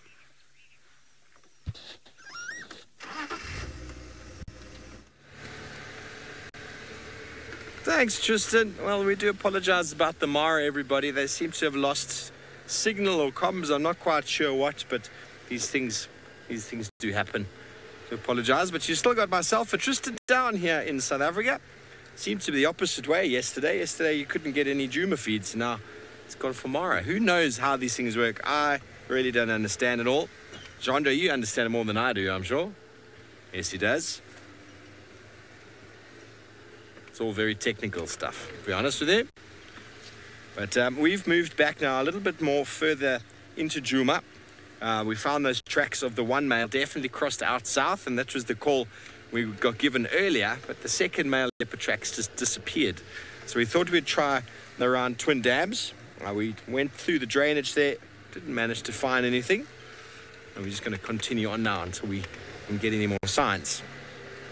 It's a very nice sunny morning now, warming up. I think it's going to be a pretty warm day, don't you think, Jandre? Yes, indeed. We've just been discussing our exercise plans for the morning, and might keep it in the gym rather than going for a run. I think it's going to be a little bit too warm today. But a lovely Saturday. How is everyone else doing out there in the big wild world on this lovely Saturday morning or Friday evening, whatever it might be for you? Oh, there we go. We found ourselves a heartbeat. And there's a reason why we check these little watering holes, these little pans and puddles. The leopards like to come and frequent them, but then also you'll get some antelope coming down as well. And this lone impala ram is starting to rub his face there against the branches. He's starting to demarcate what would be a small territorial lek for the breeding season. Should I move up a touch there, Chandra? And then you can... Oh, he's going to go off anyway. Let me move up there. Oh, cheeky boy. Let me move up. There we go. There he is. Now, when you start finding these impalas on their own, first of all, they get quite skittish, as you can tell. They don't have the same eyes and ears as when they're in a larger herd. And as a fly is really pestering me this morning. And it also, this is the time of year when impala male mortalities really start to go up because they're on their own. They're losing condition because they just want to fight everybody. And you got to figure it out. What is it now? It's March, April, May. End of April, May. So he's a month early. Sometimes males will demarcate this territory a month early, and sometimes it's a month too early, because by the time a month transpires, he's going to have lost so much condition, and he's going to have been on his own for so long that he's going to just get eaten. So there's a timing element in it. The bigger, stronger males, I think it's quite clever for the males to hang out in groups with other males until the final moment. And then they get big and strong and they're competing and they know who they're bigger than or who they're competing against. And then they decide, okay, I'm going to take on that territorial male now and dominate. So it is a very important timing element. Just when do you lay down your siege? When do you hold on to that territory in anticipation for the rut to happen? Which is going to be one of the highlights in the coming months. The rutting impala are going to start making their very loud call, which brings the females into estrus. Very interesting. And if you've never heard the sound before, it is quite a sound.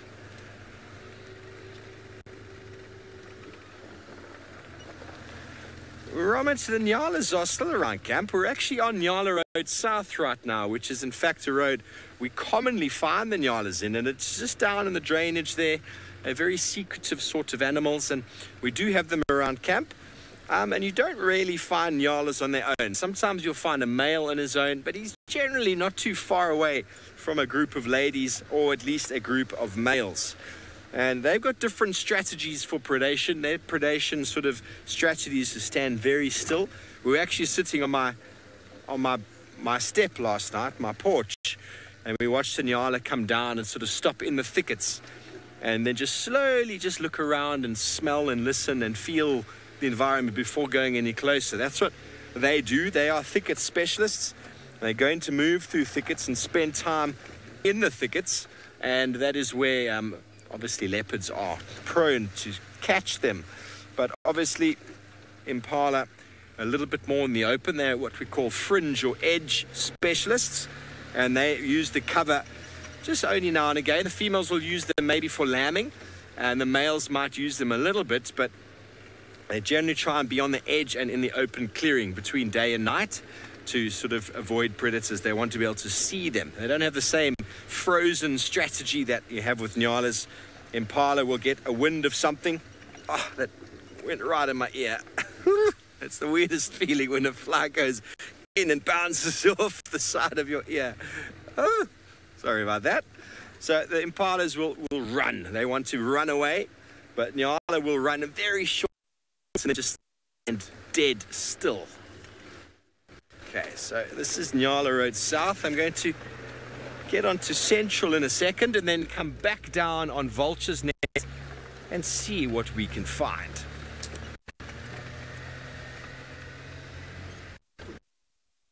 Here and Leadwood, where we were, is a really good area to be able to find Tlalamba, which we'd like to see. Just looking down, this is the sort of perfect drainage line system that nyalas frequent, duikers, and this is leopard habitat at its best. And a lot of you back home are saying it looks like such lovely weather here today. It's snowing where you are. Well, how fantastic. It's not snowing here, of course, but I am headed to France next week to go snowboarding. So I am really, really craving the snow. I'm very excited about that. I've been exercising my legs and my bottom non-stop. Because if you've ever snowboarded before, you know it's very hard work on the legs. Very hard work. And I don't want to be one day in and crying, you know. I'm getting a bit old now, so I have to make sure I'm strong when I go and snowboard. Snowboarding requires quite a lot of effort, but it's fun. Fun. I've been trying to go for 2 years and now it's happening. So there's 23 people in the party I'm going with, so there's going to be lots of things happening there. Staying in a hotel with jacuzzis and pools, and well, I'm sorry to make all of you. Jandre is super jealous. He'd love to come. I think we'll make a plan next season, Jandre. He didn't even get an invite. Well, I didn't regularly have the opportunity to invite. I got hold of a friend who said he was going, and they're going with a whole lot of friends, and voila, I'm involved in the party. So very excited. This time next week I will be flying to Paris and then Geneva. 1 week to go. That's exciting indeed. But anyway, let's try and find you some animals, because my snowboarding holiday isn't what interests you. It's not why you watch the show, I'm sure. But it's going to be quite an extreme going from these temperatures to -7, -8 Celsius. Okay, well, while we're just going down and check this road to the south again, it sounds like the Masai Mara is back up and online. And let's go over to Lauren to see if she managed to find that male lion she was informed about. I am back. Don't know where we disappeared to, but we disappeared somewhere. No luck with the lion, as I mentioned. I'm not sure if you got that because we had bad breakup.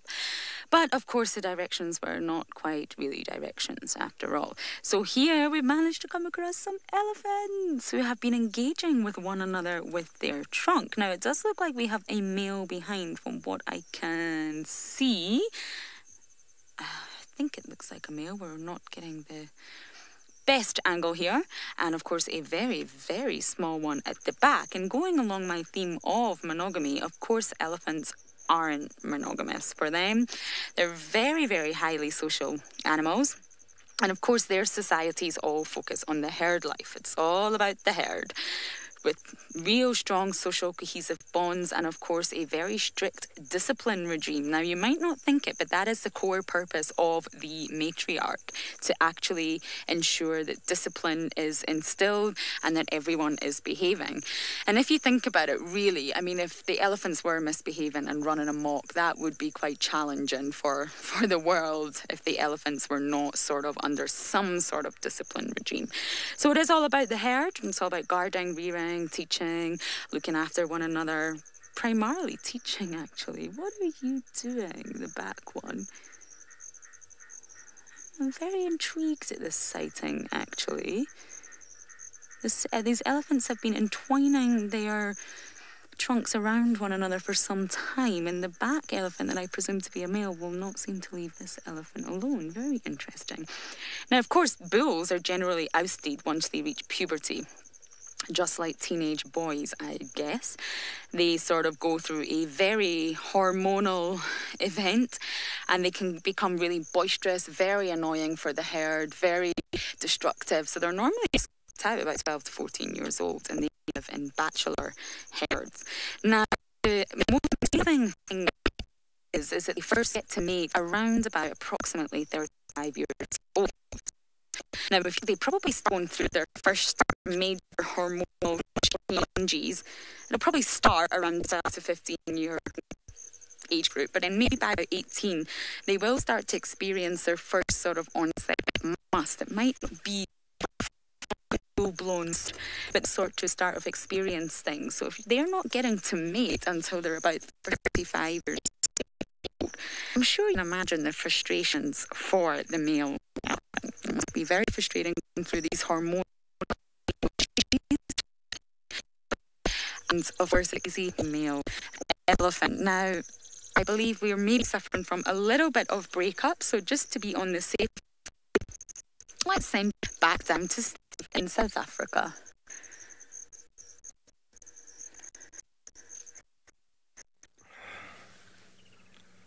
Well, everybody, welcome back. We had a very nice scene with some hornbills. Two juveniles who have fledged from the nest were being fed by mum or dad, hard to say really. They were begging and they're looking a little bit fluffy and their beak was a little bit more paler. But now, obviously, as you've come to us, they've flown off. But a monogamous pair, generally, hornbills, to go back onto that theme, seasonally monogamous. Those of you don't always forget that monogamous doesn't necessarily mean for life. Doesn't always mean for life. With our larger raptors and storks, vultures, geese, definitely there's for life or till death do us part. But with these smaller sort of monogamous pairs, it's generally the female who chooses the male with his ability to provide food, because she is going to lock herself in a dungeon for a few months while she loses. This is one of the youngsters here. I'm just going to try and move up a little bit for you without scaring it. Have you got him, Jean-Ray? Not great. I'm going to just try and move forward. Now, we saw the adult actually feeding the youngster something that looked like a little yellowish green berry, and I wasn't sure what it was, but now seeing that they are in this buffalo thorn, that's most likely what mum had been feeding it. There we go. There's the little youngster. He's got a little bit paler beak. Still doesn't quite yet have everything he needs, or she, and they're learning.